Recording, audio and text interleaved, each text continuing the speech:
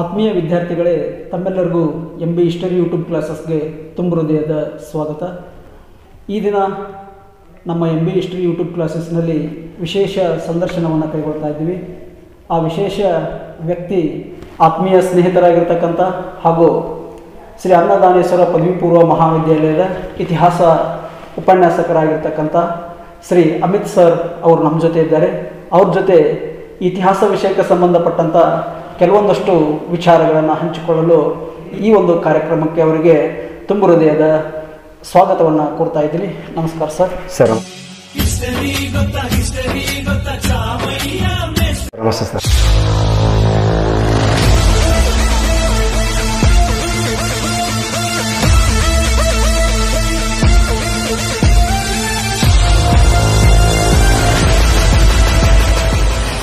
Amit sir ಅವರು ಮೂಲತಃ ಬೇಲೂರಿನವರು. ಈ ಬೇಲೂರಿನಲ್ಲೇ ಇದ್ಕೊಂಡು ಅನ್ನದಾನೇಶ್ವರ ಪದವಿ ಪೂರ್ವ ಮಹಾವಿದ್ಯಾಲಯದಲ್ಲಿ ಅತ್ಯಂತ ಉತ್ಸಾಹಿ ಮತ್ತು ವಿದ್ಯಾರ್ಥಿಗಳ ಅಚ್ಚುಮೆಚ್ಚಿನ ಉಪನ್ಯಾಸಕರಾಗಿ ಸೇವೆಯನ್ನು ಸಲ್ಲಿಸ್ತಾ ಇದ್ದಾರೆ. ಸೊ ಇಂಥ ಒಂದು ಅಮಿತ್ ಸರ್ ಜೊತೆ ಇತಿಹಾಸ ಪಠ್ಯಕ್ರಮದ ವಿಚಾರವಾಗಿ ಕುರಿತು ಅವ್ರ ಜೊತೆಗೆ ನಾನು ಮಾತುಕತೆಯನ್ನು ಮುಂದುವರಿಸ್ತಾ ಇದ್ದೀನಿ. ಸೊ ಮೊದಲನೇದಾಗಿ ಅಮಿತ್ ಸರ್ ಅವರ ಒಂದು ವೈಯಕ್ತಿಕ ವಿಚಾರವಾಗಿ ನಾನು ಕೇಳೋದಾದರೆ, ಅವರ ಒಂದು ವೃತ್ತಿ ಜೀವನ ಹೇಗೆ ಪ್ರಾರಂಭವಾಯಿತು, ಜೊತೆಗೆ ಯಾವ ವರ್ಷ ಈ ಒಂದು ಕಾಲೇಜಿಗೆ ಅವರು ಉಪನ್ಯಾಸಕರಾಗಿ ಸೇವೆಯನ್ನು ಸಲ್ಲಿಸೋದಕ್ಕೆ ಬಂದರು ಅನ್ನೋದ್ರ ಕುರಿತು ಅಮಿತ್ ಸರ್ ಅವರು ಈಗ ತಮ್ಮ ಜೊತೆ ಹಂಚ್ಕೊಳ್ತಾರೆ. ಸರ್, ಮೊದಲಿಗೆ MB ಹಿಸ್ಟ್ರಿ ಯೂಟ್ಯೂಬ್ ಕ್ಲಾಸಸ್ ಈ ಚಾನಲಿನ ಎಲ್ಲ ಚಂದಾದಾರರಿಗೂ ಮತ್ತು ಚಾನಲಿನ ಓನರ್ ಆಗಿರ್ತಕ್ಕಂಥ ಮತ್ತು ನನ್ನ ಆತ್ಮೀಯ ಸ್ನೇಹಿತರು, ಆ್ಯಕ್ಚುಲಿ ಇವ್ರು ನಾನು ಇವತ್ತು ಕರೆದು ಇದಕ್ಕೆ ಅವಕಾಶ ಕೊಡಕತ್ತಿದ್ದು ಹೆಂಗಾಗೈತೆ ಅಂದ್ರೆ 6 ಹಿಡದವ್ರ ಮುಂದೆ 3 ಹಿಡದವ್ರು ಬಂದು ಬ್ಯಾನಿ ಹೇಳ್ಕೊಂಡಂಗೆ ಅಂತ ಹಂಗೆ. ಯಾಕಂದರೆ ಭಾಳ ಪ್ರಬುದ್ಧ ವ್ಯಕ್ತಿಗಳು ಅವರು. ಸೊ ಇವತ್ತು ಅವ್ರನ್ನ ಕರೆದು ಏನೋ ಮಾತಾಡ್ಕೊಂಡು ಅವಕಾಶ ಕೊಡತ್ತಾರೆ. ಸೊ ಅವರಿಗೂ ಧನ್ಯವಾದಗಳನ್ನ ಹೇಳ್ತಾ, ಮತ್ತು ಚಾನಲ್ನ ಎಲ್ಲ ಚಂದಾದಾರರಿಗೂ ಚಿಕ್ಕ ಅವರು ಏನು ಒಂದು ಕಾರ್ಯಕ್ರಮ ಮಾಡ್ತಾಯಿದ್ದಾರೆ. ಸೊ ಅದಕ್ಕೆ ನಿಮ್ಮ ಸಪೋರ್ಟ್ ಇಲ್ಲ ಅಂತ ಕೇಳ್ಕೊತೀನಿ. ಸರ್ ಹೇಳಿದಂಗೆ ಅವ್ರು ನಾನು ಇಂಟ್ರ್ಯೂ ತೊಗೊಳ್ಳೋ ಲೆವೆಲ್ಗೆ ನಾನು ಅಷ್ಟು ಬೆಳೆದಿಲ್ಲ. ಈಗ ಸರ್ ಇಂಟ್ರ್ಯೂ ಹೆಂಗೆ ತೊಗೋಬೇಕಪ್ಪ ಅಂದರೆ, ಆ್ಯಕ್ಚುಲಿ ಫಸ್ಟ್ ನಾನು ಹೇಳ್ಬೇಕು, ಇಂಟ್ರ್ಯೂ ತೊಗೊಳಕ್ಕೆ ನಾನು ಅರ್ಹನಾಗಿರ್ತಕ್ಕಂಥ ವ್ಯಕ್ತಿ ನಾನಲ್ಲ. ಯಾಕಂದರೆ ಒಂದು ವ್ಯಕ್ತಿ ರಿಕಗ್ನೇಷನ್ ಇರಬೇಕು ಅವನಿಗೆ, ಏನೋ ತಾಲೂಕು ಮಟ್ಟದಲ್ಲಾಗಲಿ ಜಿಲ್ಲಾ ಮಟ್ಟದಲ್ಲಾಗಲಿ ಅವ್ನಿಗೆ ಏನೋ ರಿಕಗ್ನೇಷನ್ ಇರಬೇಕು. ಸರ್ ದೊಡ್ಡ ಗುಣ ಇದು. ಆ್ಯಕ್ಚುಲಿ ಅವ್ರ ದೊಡ್ಡ ಗುಣಕ್ಕೆ ನಾನು ಸಲಾಮ್ ಹೇಳ್ತೀನಿ. ಅವರು ಸಂದರ್ಶನ ಅಂತ ಕೇಳ್ಕೊಂಡಾಗ ನಾನು ಹಿಂಗಂತ ಹೇಳಿದ್ರು ಸರ್ಗೆ, ಬೇಡ ಸರ್, ಸಾಕಷ್ಟು ಜನ ದೊಡ್ಡ ಇತಿಹಾಸ ಉಪನ್ಯಾಸಕರದಾರ, ಅನುಭವಿಗಳದಾರ, ಅವ್ರದ್ದು ಮುಗಿಸಿ ಸರ್, ಆಮೇಲೆ ಬೇಕಾದ್ರೆ ನೋಡೋಣ ಅಂತ ಹಿಂಗೆ ಹೇಳಿದೆ. ಆದರೂ ಸರ್ ಅದನ್ನೆಲ್ಲ ಬೇಡ ಸರ್, ನಾವು ತೊಗೊಳ್ಬೇಕು ಅಂತ ಹೇಳಿ ಏನೋ ನಮ್ಮನ್ನು ಮರೆಸಿಬಿಟ್ರು. ಅದೆಲ್ಲ ಬೇಡ ಅಂತ ಹೇಳಿದಂತೆಲ್ಲ ಮರೆಸಿಬಿಟ್ರು ಅದನ್ನು. ಸೊ ಸಂದರ್ಶನ ಮಾಡಕ್ಕೆ ಬಂದರು ಸರ್. ತಮಗೆ ತುಂಬ ಧನ್ಯವಾದಗಳು ಸರ್. ನೀವು ಹೇಳಿದ ಮಾತಿಗೆ ಬೆಲೆ ಕೊಟ್ಟು ನಾವು ಬಂದು ಕುಂತೀವಿ ಸರ್. ಸೊ ತೊಗೊಳಕತ್ತಿದ್ದು ನಾವು ಬಂದು ಕುಳಕಿಂತ ಜಾಸ್ತಿ ನೀವು ನಮ್ಮ ಥರನ ಕರೆದು ಎಲ್ಲೋ ಎಲೆಮರೆ ಕಾಯಂಗೆ ಇದ್ದವ್ರನ್ನ ನೀವು ನಮ್ಮನ್ನು ರಿಕಗ್ನೈಸ್ ಮಾಡೋ ಲೆವೆಲಿಗೆ ಪ್ರೋತ್ಸಾಹ ಮಾಡಕತ್ತೀರಿ. ನಿಮ್ಮ ಪ್ರೋತ್ಸಾಹಕ್ಕೆ ನಾನು ಯಾವಾಗಲೂ ಚೇರ್ವನಾಗಿರ್ತೀನಿ. ಸೊ ನನ್ನ ಜನನ ನಮ್ಮ ಅವರ ತವ್ರ ಮನೆ ಸಿಂದಗಿಯಲ್ಲಿ ವಾರದ ಹಾಸ್ಪಿಟ್ಲ್ ಒಳಗೆ 13/10/1987 ನನ್ನ ಜನನ ಆಯಿತು. ನನ್ನ ಪ್ರಾಥಮಿಕ ಮತ್ತು ಮಾಧ್ಯಮಿಕ ಶಿಕ್ಷಣವನ್ನು ಸಿಂದಗಿ ಅಲ್ಲಿ ಜ್ಞಾನಭಾರತಿ ಮತ್ತು HG ಹೈಸ್ಕೂಲಲ್ಲೇ ನಾನು ಪೂರೈಸಿದೆ. ಹಾಗೆ ಟೀಚಿಂಗ್ ಫೀಲ್ಡಿಗೆ ಬರಬೇಕು ಅನ್ನುವಂಥದ್ದು ಒಂದು ಆಸೆ ನನಗೇನಿತ್ತು, ಅದು ನಾನು HT ಕುಲಕರ್ಣಿ ಸರ್ ಅಂತಂದು ಸಿಂದಗಿ ಒಳಗೆ ಒಂದು ಟ್ಯೂಟೋರಿಯಲ್ಸ್ ನಡೆಸಿದ್ರು, ರಾಘವೇಂದ್ರ ಟ್ಯೂಟೋರಿಯಲ್ಸ್ ಅಂತಂದು. ಅವ್ರ ಹತ್ರ ಟ್ಯೂಷನ್ಗೆ ಹೋಗ್ತಿದ್ವಿ. ಅವರು ಟೀಚಿಂಗಿಂದ ಅವ್ರು ಬುಕ್ ಹಿಡಿದೇ ಪಾಠ ಮಾಡ್ತಿದ್ರು. ಆ ಹೈಸ್ಕೂಲ್ ಒಳಗೆ ಅವ್ರು ನೋಡುವ ಟೈಮ್ ಒಳಗೆ ಅವ್ರದ್ದು ಒಂದು ಟೀಚಿಂಗ್ ಪ್ರಭಾವಕ್ಕೆ ಒಳಗಾಗಿಬಿಟ್ಟೆ ನಾನು. ಸೊ ಅಲ್ಲಿಂದ ನಾನು ಒಬ್ಬ ಟೀಚರ್ ಆಗಬೇಕು, ಸರ್ ಥರ ಬುಕ್ ಹಿಡಿಬಾರ್ದು, ವಿದ್ಯಾರ್ಥಿಗಳ ಅಚ್ಚುಮೆಚ್ಚಿನ ಶಿಕ್ಷಕ ಆಗಬೇಕು ಅಂದ್ರೆ ನನಗೆ ಈ ಟೀಚರ್ ಕನಸು ಕಾಣಬೇಕು ಅಂತ ಹೆಂಗೆ ನಮ್ಮ ಮನಸ್ಸಿಗೆ ಅನ್ನಿಸ್ತು ಅಂದ್ರೆ, ಫಸ್ಟು ನಮ್ಮ ಸರ್ ಟೀಚಿಂಗಿಂದ ಅನ್ನಿಸ್ತು ನನಗೆ. ಅವ್ರು ಯಾವುದೇ ಸ್ಟೂಡೆಂಟಿಗೆ ₹1 ದುಡ್ಡು ತೊಗೊಳ್ದೆ ಫ್ರೀಯಾಗಿ, ನೀನು ನೋಡಪ್ಪ ರಜೆ ದುಡ್ಡಿದ್ರೆ ಕೊಡು, ಇಲ್ಲಾಂದ್ರೆ ನಿಂದು ಜೀವನ ಹಾಳು ಮಾಡ್ಕೊಬೇಡ, ಬಂದು ಆರಾಮಾಗಿ ಕಲ್ತೋಗು, ನಾಳೆ ನೌಕರಿ ಮಾಡು, ನಿಂಗೆ ಹೆಂಗೆ ಕಷ್ಟ ಐತಿ ನಾಳೆ ಕಷ್ಟದಾಗಿರೋರಿಗೆ ಹೆಲ್ಪ್ ಮಾಡು. ಆ ಒಂದು ಸರ್ ಗುಣ ಮತ್ತು ಅವ್ರ ಟೀಚಿಂಗು ಇವೆರಡು ನನ್ನ ಟೀಚಿಂಗ್ ಫೀಲ್ಡಿಗೆ ಬರೋಕ್ಕೆ ನನ್ನ ಇಂಪ್ರೆಸ್ ಮಾಡ್ತು. ಮುಂದೆ ನಾನು ಅಲ್ಲೇ HG ಹೈಸ್ಕೂಲಲ್ಲಿ ನಂದು ಪ್ರೌಢಶಾಲೆ ಶಿಕ್ಷಣ ಮುಗಿಸಿದೆ. ಹಾಗೆ 2003ರಿಂದ 2008 ನಾನು PUC ಮತ್ತು ಡಿಗ್ರಿಯನ್ನು ನರೇಗಲಲ್ಲಿ ಅನ್ನದಾನೇಶ್ವರ ಪದವಿ ಪೂರ್ವ ಮಹಾವಿದ್ಯಾಲಯ ಮತ್ತು ಅನ್ನದಾನೇಶ್ವರ ಪದವಿ ಮಹಾವಿದ್ಯಾಲಯದಲ್ಲಿ ಅದನ್ನು ಪೂರೈಸಿದೆ. ಮತ್ತು B.Ed 2009-10ನೇ ಅವಧಿಯಲ್ಲಿ ಬಾಗಲಕೋಟೆ ಬಸವೇಶ್ವರ ಶಿಕ್ಷಣ ಮಹಾವಿದ್ಯಾಲಯದಲ್ಲಿ ಅದನ್ನು ಕೂಡ ಪೂರೈಸಿದೆ. ಹಾಗೂ 2010ರಿಂದ 12 MN history KUD Karnataka university Dharwad. So ಅಲ್ಲಿ ನನ್ನ ವಿದ್ಯಾಭ್ಯಾಸವನ್ನು ಪೂರೈಸಿ 2012ರಿಂದ 2016ರವರೆಗೂ ಪಾರ್ಟ್ ಟೈಮ್ ಅತಿಥಿ ಉಪನ್ಯಾಸಕನಾಗಿ 2016ರಿಂದ ಇಲ್ಲಿವರೆಗೂ ನಾನು ಪೂರ್ಣಾವಧಿಯ ಉಪನ್ಯಾಸಕನಾಗಿ ಇಲ್ಲಿ ಸೇವೆಯನ್ನು ಸಲ್ಲಿಸ್ತಾ ಇದ್ದೀನಿ. ನಮ್ಮ ಒಂದು ಈ ಲೈಫ್ ಜರ್ನಿ, ಸೊ ಶಿಕ್ಷಣ ಅನ್ನೋದು ನಿಲ್ಲದ ನೀರು ಅಂತಾರೆ. ಹಾಗೆ ಗುರುವಿನ ಗುಲಾಮನಾಗುವ ತನಕ ದೊರೆಯದನ್ನ ಮುಕ್ತಿ ಅನ್ನುವ ಹಾಗೆ ಒಬ್ಬ ಟೀಚರ್ ಎಷ್ಟೊಂದು ಮಕ್ಕಳ ಮೇಲೆ ಪ್ರಭಾವ ಬೀರ್ತಾರೆ. ಸೊ ಅಮಿತ್ ಸರ್ ಅವರು ಕೂಡ ಅವರು ಕಲಿಸಿರ್ತಕ್ಕಂಥ ಗುರುಗಳು. ಇನ್ನೊಬ್ರು ಇದ್ದಾರೆ ಸರ್, ಅವರು ಟೀಚರ್ ಸರ್ ಹೇಳ್ಬೇಕು ಸರ್, ಮೆನ್ಷನ್ ಮಾಡಬೇಕು. ಹವಾಲ್ದಾರ್ ಮೇಡಮ್ ಅವ್ರು ಅಂತಂದ್ರಿ, ಅವರಿಬ್ರು, ಇವ್ರು ಪ್ರೈಮರಿ ಸ್ಕೂಲ್ ಟೀಚರ್, ಅವ್ರ ಹೈಸ್ಕೂಲ್, ಇವರಿಬ್ಬರಿಂದ ಪ್ರಭಾವಕ್ಕೊಳಗಾಗಿದ್ದೆ ನಾನು. ಪ್ರೈಮರಿಯಲ್ಲೇ ಇವರು ತಮ್ಮ ಕೈ ಕಲಿತಕ್ಕಂಥ ಕನ್ನಡ ಶಾಲೆ ಮಕ್ಕಳಿಗೆ ರೀ. ಈಗ ಟೀಚರ್ಸ್ ಅಂದ್ರೆ ಹೆಂಗಿರ್ತಾರೆ, ಅವ್ರ ಮನೆಯ ಮಕ್ಕಳಿಗೆ ಅಷ್ಟೇ ಡ್ರೆಸ್ ಕೊಡಿಸಿದೆ, ದೀಪಾವಳಿ ಹಬ್ಬಕ್ಕೆ ಅವ್ರಿಗೆ ಏನು ಬೇಕಾದ್ ಕೊಡಿಸಿದೆ, ಅಪ್ಪ ಅಮ್ಮ ಹೆಂಗೆ ಮಕ್ಕಳು ಮಾಡ್ತಿರ್ತಾರೆ ಹಂಗೆ ಈ ಹವಾಲ್ದಾರ್ ಮಿಸ್ ಕನ್ನಡ ಶಾಲೆ ಟೀಚರ್ ತೀರ್ಕೊಂಡ್ರಿ ಒಳಗಡೆ ಅವರು ಯಾರಾದರೂ ಅವರು ಈಗ ಬಡ ಮಕ್ಕಳು ಹಚ್ತಾರೆ ಕನ್ನಡ ಶಾಲೆಗೆ, ಆ ಮಕ್ಕಳಿಗೆ ಡ್ರೆಸ್ ಹಂಗೆ ಕೊಡ್ತಿದ್ರಿ. ಇನ್ನೊಂದು ಥಿಂಕ್ ಮಾಡಿ ಸರ್, ನೀವು ಇಯರ್ಫೋನ್ ಕೊಡಿಸಿದ್ರು ನೋಡಿ ಸರ್ ಅವ್ರ ಮಕ್ಕಳಿಗೆ, ಅವ್ರ ಅಪ್ಪ ಅಮ್ಮಗೆ ಅವ್ರಿಗೆ ಕೂಳ ಹಾಕೋದ ವಜ್ಜಾಗಿರ್ತೈತಿ ರೀ. ಅಂತಂದ್ರಾಗ ಅವರು ಜಾತ್ರೆಗೆ ಹೋದ್ರೆ ತಮ್ಮ ಮಕ್ಕಳಿಗೆ ಏನೇನು ತೊಗೊಂಬರ್ತಿದ್ರು ಅದೆಲ್ಲ ತಮ್ಮ ಸ್ಟೂಡೆಂಟ್ಸಿಗೆ ಅವ್ರು ಏನು ಹಚ್ಕೊಂತಿದ್ರಲ್ಲ ಬಡ ವಿದ್ಯಾರ್ಥಿಗಳು ಅವ್ರಿಗೆಲ್ಲ ತಂದು ಕೊಡ್ತಿದ್ರು. ಜಾತ್ರೆಗಳು ಆಟಿಗೆ ಸಮಸ್ಯೆ ಸಹಿತ ಮನ್ಯಾಗ ಅಪ್ಪ ಅಮ್ಮ ಹೆಂಗೆ ಮಕ್ಳಿಗೆ ಕೊಡಿಸ್ತಾರೆ ಅಂಥದನ್ನು ಕೊಡಿಸ್ತಿದ್ರಿ. ಅವ್ರು ನೋಡ್ಕೊಂಡು ಬೆಳೆದಲ್ಲ ಸರ್, ಆದ ಗುಣನ ನನಗೆ ಸ್ವಲ್ಪ ಈ ಟೀಚಿಂಗ್ ಫೀಲ್ಡಿಗೆ ಬರೋಕೆ ಒಂದು ಸ್ವಲ್ಪ ಇನ್ಸ್ಪೈರ್ ಆಯ್ತು ನನಗೆ. Thank you sir. ತಮ್ಮ ಪ್ರಾಥಮಿಕ ಮತ್ತು ಪ್ರೌಢ ಶಾಲೆಯ ಶಿಕ್ಷಕರನ್ನು ನೆನೆದು ಸವಿ ಸವಿ ನೆನಪು ಸಾವಿರ ನೆನಪು.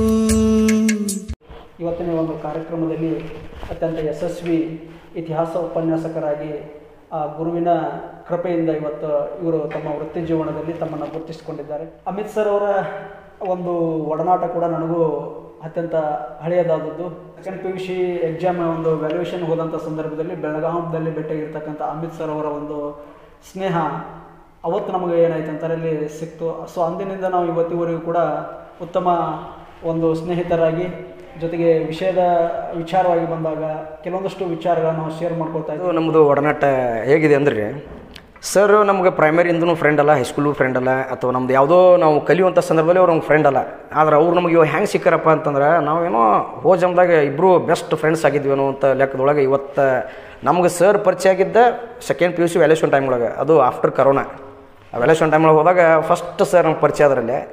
ನೆಕ್ಸ್ಟ್ ಈ ಪರಿಚಯ ಯಾವ ಲೆವೆಲಿಗೆ ಬಂತಪ್ಪ ಅಂತಂದ್ರೆ ಇವ್ರ ನಾಲೆಜನ್ನು ಇವ್ರ ವಿದ್ವತ್ವವನ್ನು ಕಂಡು ನನ್ನ ಕಾಲೇಜಿಗೆ ಇವ್ರನ್ನ 2 ಸಲ ನನ್ನ ಕಾಲೇಜ್ ಮೇಲೆ ದಂಡಯಾತ್ರೆ ಮಾಡ್ಯಾರ. ಇತಿಹಾಸ ಸಬ್ಜೆಕ್ಟ್ ಪ್ರಕಾರ ದಾಳಿ ಮಾಡೋದು ಅಂತಾರಲ್ಲ, ಹಂಗೆ ನನ್ನ ಕಾಲೇಜಿನ ಮೇಲೆ ದಾಳಿ ಮಾಡಿ ನಾವು ಕಪ್ಪು ಕಣಿಕೆ ಕೊಟ್ಬಿಟ್ಟಿವಿ ಅವರಿಗೆ. ಅವರು ಚಕ್ರವರ್ತಿ ಆಗಿಬಿಟ್ರು, ನಾವು ರಾಜ ಆಗಿಬಿಟ್ವಿ.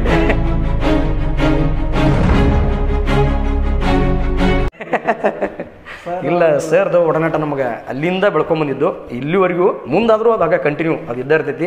ಆ ದೇವ್ರಿಗೆ ಬೆಳ್ಕೊಳ್ಳೋದು ಒಂದ ಸರ್ದು ನಮ್ಮದು ಫ್ರೆಂಡ್ಶಿಪ್ ಬಾಂಡಿಂಗ್ ಯಾವಾಗಲೂ ಯಾರು ಕೆಟ್ಟ ಬೆಳೆದಿರಲಿ ಅದು ಹಿಂಗೆ ಇರಲಿ ಅಂತಂದು ದೇವರಲ್ಲಿ ಬೆಳ್ಕೊಂತೀವಿ. ಭಾಳ ವಿದ್ವತ್ಪೂರ್ಣ ವ್ಯಕ್ತಿ ಇವರು, ರಿಸೋರ್ಸ್ ಪರ್ಸನ್. ಬರೀ ನಮ್ಮಲ್ಲಿ ಅಷ್ಟೇ ಅಲ್ಲ, ಈ ಕೊಪ್ಪಳದವರೆಗೂ ದಂಡಯಾತ್ರೆ ಕೈಗೊಂಡಾರ.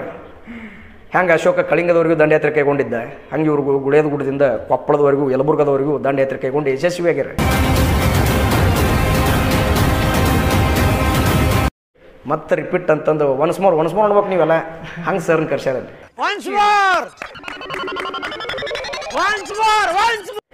ಓಕೆ, ಆದರೆ ಸರ್ ಗುಣ ದೊಡ್ಡದು. ಅವರಲ್ಲಿ ಇರ್ತಕ್ಕಂಥ ನಾಲೆಜು ಆ್ಯಕ್ಚುಲಿ ನನಗಿಲ್ಲ. ಸೊ ಅವರು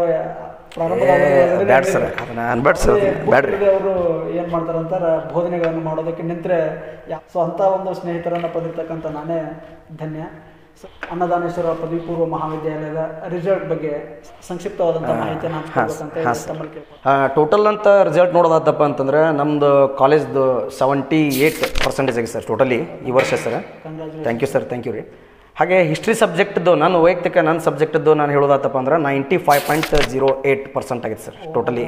ಹಾಂ ಸರ್. ಮತ್ತು ಈ ಸಬ್ಜೆಕ್ಟಲ್ಲಿ ಪ್ರತಿ ವರ್ಷ 199 ಸ್ಕೋರ್ ಮಾಡ್ತಿದ್ರಿ ರೀ ಸ್ಟೂಡೆಂಟ್. ಈ ಸಲ ಫಸ್ಟ್ ಟೈಮ್ ಇಷ್ಟು ವರ್ಷ ಸರ್ವಿಸ್ ಒಳಗೆ ನಾ ಕಂಡಂತೆ ಇದೇ ಸಲ ಸರ್ ಫಸ್ಟ್ ಟೈಮ್ 100ಗೆ 100 ಆಗಿದೆ ಸರ್.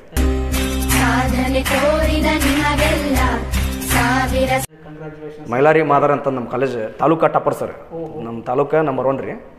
ನನ್ನ ಸಬ್ಜೆಕ್ಟ್ನಾಗ ಇಷ್ಟು ವರ್ಷ ಎಷ್ಟು ಜನ ವಿದ್ಯಾರ್ಥಿಗಳು ಬಂದು ಹೋಗ್ಯಾರ, ಆ ವಿದ್ಯಾರ್ಥಿಗಳ ಸಾಲಿನಾಗ 100ಕ್ಕೆ 100 ಅಂಕಗಳನ್ನು ಪಡೆದು 10,000 ರೂಪಾಯಿ ಬಹುಮಾನ ತೊಗೊಳಕತ್ತಾನೆ ರೀ ನೆಕ್ಸ್ಟ್ ನಾಳೆ ಸೆಂಟರ್ ಪಡ್ಡೆ ಕೂಡ. ಹಾಂ ರೀ. ನಮ್ಮ MB ಹಿಸ್ಟ್ರಿ ಯೂಟ್ಯೂಬ್ ಕ್ಲಾಸಸ್ ವತಿಯಿಂದ ಧನ್ಯವಾದಗಳನ್ನು ಅರ್ಪಿಸ್ತಾ ಇದ್ದೀನಿ. Thank you sir. ಆ ವಿದ್ಯಾರ್ಥಿ ಅಷ್ಟೊಂದು ಅಂಕಗಳನ್ನು ಪಡೆಯೋದಕ್ಕೆ ಬ್ಯಾಕ್ ಬೋನ್ ಆಗಿ ನೀವು ನಿಂತಿದ್ರಿ. ಸೊ ಹೀಗೆ ಒಂದು ಮಹಾವಿದ್ಯಾಲಯದ ಕೀರ್ತಿ ಉತ್ತುಂಗದ ಶಿಖರಕ್ಕೆ ಏರಲಿ ಅಂತೇಳಿ ನಾವು ಕೂಡ ಹಾರೈಸ್ತೀವಿ. Thank you so much sir. Sir, ಇನ್ನು ನಮ್ಮ ವಿದ್ಯಾರ್ಥಿಗಳಿಗೆ ಈ ದ್ವಿತೀಯ PUC ಪಠ್ಯಕ್ರಮದ ವಿಚಾರವಾಗಿ ನಾವು ಮಾತನಾಡೋದಾದರೆ, ಪ್ರಾಚೀನ ಭಾರತದ ಇತಿಹಾಸ, ಮಧ್ಯಕಾಲೀನ ಭಾರತದ ಇತಿಹಾಸ ಮತ್ತು ಆಧುನಿಕ ಭಾರತದ ಇತಿಹಾಸ ಅಂತೇಳಿ 3 ವಿಭಾಗಗಳನ್ನಾಗಿ ನಾವು ವಿಂಗಡಣೆ ಮಾಡಿಕೊಂಡು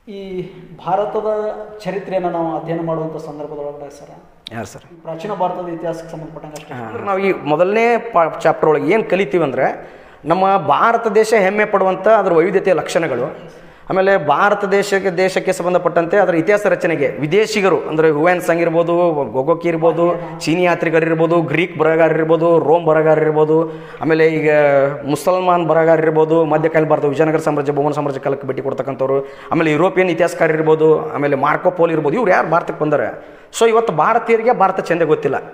ನಾವು ಫಸ್ಟ್ ಚಾಪ್ಟರ್ ತಿಳ್ಕೊಳ್ಳೋದೇನಪ್ಪ ಅಂದ್ರೆ ಆ ಒಂದನೇ ಚಾಪ್ಟರ್ ಓದ ತಕ್ಷಣ ನಮ್ಗೆ ಗೊತ್ತಾಗೋದು ಒಂದು ಇತಿಹಾಸ ರಚನೆ, ಇನ್ನೊಂದು ನಮ್ಮ ದೇಶದ ಭೌಗೋಳಿಕ ಹಿನ್ನೆಲೆ, ಅದರದ್ದು ಪ್ರಾಚೀನತೆ, ಆಮೇಲೆ ನಾವು ಆ ಒಂದನೇ ಚಾಪ್ಟರ್ ಓದಿ ಆದಮೇಲೆ ನಮ್ಮ ದೇಶದ ಬಗ್ಗೆ ನಮಗೆ ಹೆಮ್ಮೆ ಬರುವಂಥ ವಿದೇಶಿ ಬರಹಗಾರರ ಅತ್ಯುತ್ತಮ ಬರಹಗಳು, ಅವ್ರ ವಿವರಣೆಗಳು. ಇನ್ನು ಸೆಕೆಂಡ್ ಚಾಪ್ಟರ್ ಅಂತ ನೋಡ್ಕೊಂಬರ್ದಪ್ಪ ಅಂದ್ರೆ ನಮ್ಮ ರಿಯಲ್ ಹಿಸ್ಟ್ರಿ ಸ್ಟಾರ್ಟ್ ಆಗೋದು 2ನೇ ಚಾಪ್ಟರಿಂದ ಸರ್, ಶಿಲಾಯುಗ ಸಂಸ್ಕೃತಿ. ಯಾಕಂದ್ರೆ ಪ್ರಪಂಚ ಇನ್ನೂ ಕಣ್ಣೇ ತೆರೆದಿಲ್ಲ. ಪ್ರಪಂಚದೊಳಗೆ ಜನಸಂಖ್ಯೆ ಕೇವಲ ಅಂದ್ರೆ ನಾವು ಈಗ ಪ್ರಪಂಚದೊಳಗೆ ಭೂಮಿಯಾಗ ಮೊದಲು ಮಾನವ ತಿರುಗಾಡೋಣ ಅಂತೇನು ಇತಿಹಾಸಕಾರ ವಾದ ಮಾಡ್ತಾರೆ, ಅಂಥ ಅತ್ಯಂತ ಪ್ರಾಚೀನತೆಗೆ ನಮ್ಮ ಭಾರತ ದೇಶ ಒಂದು ಅಂತ ಹೇಳಕ್ಕೆ ಇಷ್ಟಪಡ್ತೀನಿ ಸರ್. ಅಷ್ಟು ಕಾಲಕ್ಕೆ ಅವಾಗಿನ್ನೂ ಸರ್ ಶಿಲಾಯುಗ ಸಂಸ್ಕೃತಿ ಸರ್. ಆ ಕಾಲಘಟ್ಟದಲ್ಲಿ ಮಾನವ ಬದುಕಿದ ರೀತಿ, ಅವನ ಜೀವನ, ಅವ್ರನ್ನ ಹ್ಯಾಂಗೆ ರಿಕಗ್ನೈಸ್ ಮಾಡ್ತೀವಿ. ಈಗ ನಾವು ಫೋನ್ ಮೊದಲು ಬಂತ, ಏನು ಬಟನ್ ಟಚ್ ಮೊದಲು ಬಂತ, ಸ್ಕ್ರೀನ್ ಟಚ್ ಮೊದಲು ಬಂತ, ಏನು ಐಫೋನ್ ಮೊದಲು ಬಂತ ಅಂತ ಕೇಳಿದಾಗ ಸ್ಟೂಡೆಂಟ್ ಪಟಕ್ಕನ ಹೇಳ್ತಾನೆ ಫಸ್ಟ್ ಟೆಲಿಫೋನ್ ಬಂತು ಸರ್, ಆಮೇಲೆ ಬಟನ್ ಟಚ್ ಬಂತು ಸರ್, ಆಮೇಲೆ ಸ್ಕ್ರೀನ್ ಟಚ್ ಸರ್, ಆಮೇಲೆ ಐಫೋನು, ಆ್ಯಪಲ್. ಇವು ನಾವು ಹ್ಯಾಂಗೆ ಹೇಳಕ್ಕೆ ಇಷ್ಟಪಡ್ತಾನೆ, ಅವ್ನು ಮಾನದಂಡಗಳದವು. ಹಂಗೆ ಶಿಲಾಯುಗ ಸಂಸ್ಕೃತಿ ಒಳಗೆ ಅದು ಆರಂಭಿಕ ಶಿಲಾಯುಗ ಸಂಸ್ಕೃತಿ, ಹಳೆಯ ಶಿಲಾಯುಗ ಸಂಸ್ಕೃತಿ, ಮಧ್ಯಕಾಲೀನ ಶಿಲಾಯುಗ ಸಂಸ್ಕೃತಿ, ನವ ಶಿಲಾಯುಗ ಸಂಸ್ಕೃತಿ, ಇವು ಲೋಹಯುಗ ಸಂಸ್ಕೃತಿ.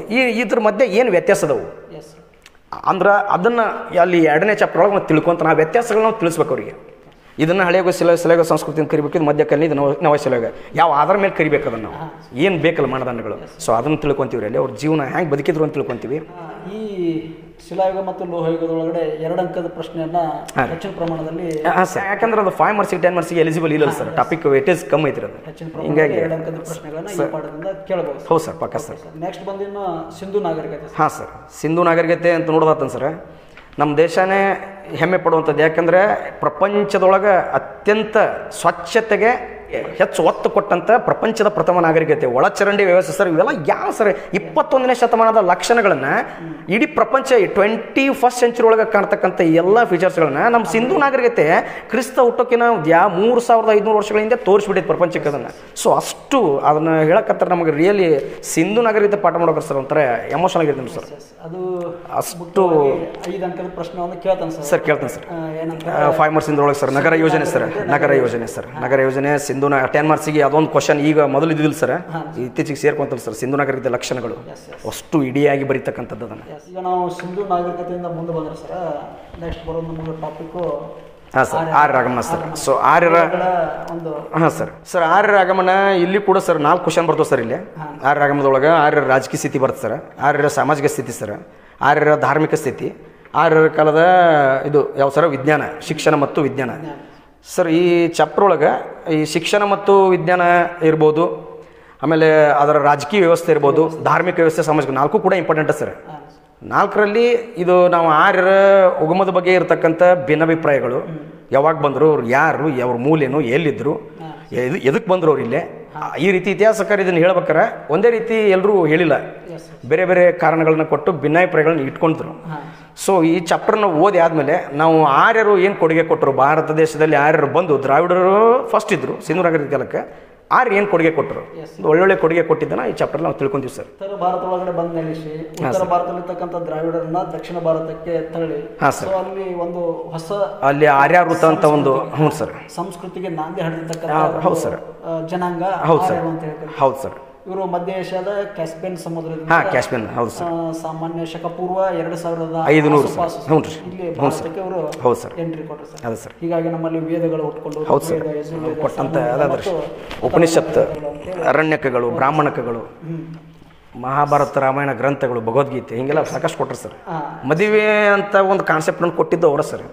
ಸಂಸ್ಕಾರ, ಕುಟುಂಬ ಇವೆಲ್ಲ ಆರ್ಯ ಸಮಾಜದಲ್ಲಿ ಈಕ್ವಾಲಿಟಿ ಇರಲಿಲ್ಲ ಸರ್, ಸಮಾನತೆ ಇರಲಿಲ್ಲ. ಮತ್ತೊಂದಷ್ಟು ದೇವರ ಹೆಸರಲ್ಲಿ ಪ್ರಾಣಿ ಬಲಿ ಪದ್ಧತಿ, ಪ್ರಾಣಿಗಳನ್ನ ಬಲಿ ಕೊಡ್ತಕ್ಕಂಥ ಪದ್ಧತಿ, ಆಮೇಲೆ ಜನರ ಅಸಂತೃಪ್ತಿ, ಆಮೇಲೆ ಅಲ್ಲಿ ಈ ಮೇಲು ಕೀಳು ಅಂತಕ್ಕಂಥ ಭಾವನೆ, ಜಾತಿ ಪದ್ಧತಿ, ಆಮೇಲೆ ಅಸ್ಪೃಶ್ಯತೆ, ಅನ್ಟಚಬಿಲಿಟಿ, ಆಮೇಲೆ ಮನುಷ್ಯನನ್ನು ಪ್ರೀತಿಸಬೇಕು, ವಸ್ತುಗಳನ್ನು ಉಪಯೋಗಿಸ್ಬೇಕು. ಆದ್ರೆ ವಸ್ತುಗಳನ್ನು ಪ್ರೀತಿಸಿ ಮನುಷ್ಯರನ್ನ ಉಪಯೋಗಿಸಕತ್ತರು. ಅಂದ್ರೆ ಮನುಷ್ಯನ ಇಂತಿಂಥ ಕೆಲಸಕ್ಕೆ ಇಂಥವ ಇವ್ನು ಹಿಂಗೆ ಕೆಲಸ ಕೊಟ್ಟು ಅವನ್ನ ಆ ಕೆಲಸಕ್ಕೆ ಅವನು ಉಪಯೋಗ ಮಾಡ್ಕೊಂಬಿಡೋದು, ಆ ಹೊಲಸು ವಾತಾವರಣ. ಸೊ ಅದರಿಂದ ಬೇಸತ್ತಂಥವ್ರು. ಅದಕ್ಕೆ ಇತಿಹಾಸಕಾರರು ಒಂದಿಷ್ಟು ಕಾರಣಗಳನ್ನು ಕೂಡ ಮೆನ್ಷನ್ ಮಾಡಿದ್ರು. ಅವರ ಬ್ರಾಹ್ಮಣರ ಪರಮಾಧಿಕಾರ, ಅವ್ರ ಪಾರು ಮತ್ತೆ ಹಿಂಗೆಲ್ಲ ಅವೆಲ್ಲ ರೀಸನ್ಸ್ ಬಂದು ಸರ್ ಅಲ್ಲಿ. ಸೊ ಇದರಿಂದ ಬೇಸತ್ತಂಥ ಜನ ಒಂದು ಹೊಸ ಈಗ ಹೆಂಗೆ ಒಂದು ಪಕ್ಷ ಆಗಿದ್ದಂಥ ಜನ ಪಕ್ಷ ಅವ್ರಿಗೆ ಸರಿಯಾಗಿ ಅವರು ದುಡಿಸ್ಕೊಳ್ಳಿಲ್ಲಪ್ಪ ಅಂತಂದಾಗ ಆ ವ್ಯಕ್ತಿ ಹೆಂಗೆ ಇವತ್ತಿನ ಕಾಲಘಟ್ಟದೊಳಗೆ ಪಕ್ಷಾಂತರವಾಗಿ ಇನ್ನೊಂದು ಪಕ್ಷಕ್ಕೆ ಹೋಗ್ತಾನೆ, ಹಂಗೆ ಅವತ್ತು ಜನ ಹಿಂದೂ ಧರ್ಮ ಬಿಟ್ಟು ಬೇರೆ ಧರ್ಮಕ್ಕೆ ವಲಸೆ ಹೋದ್ರು.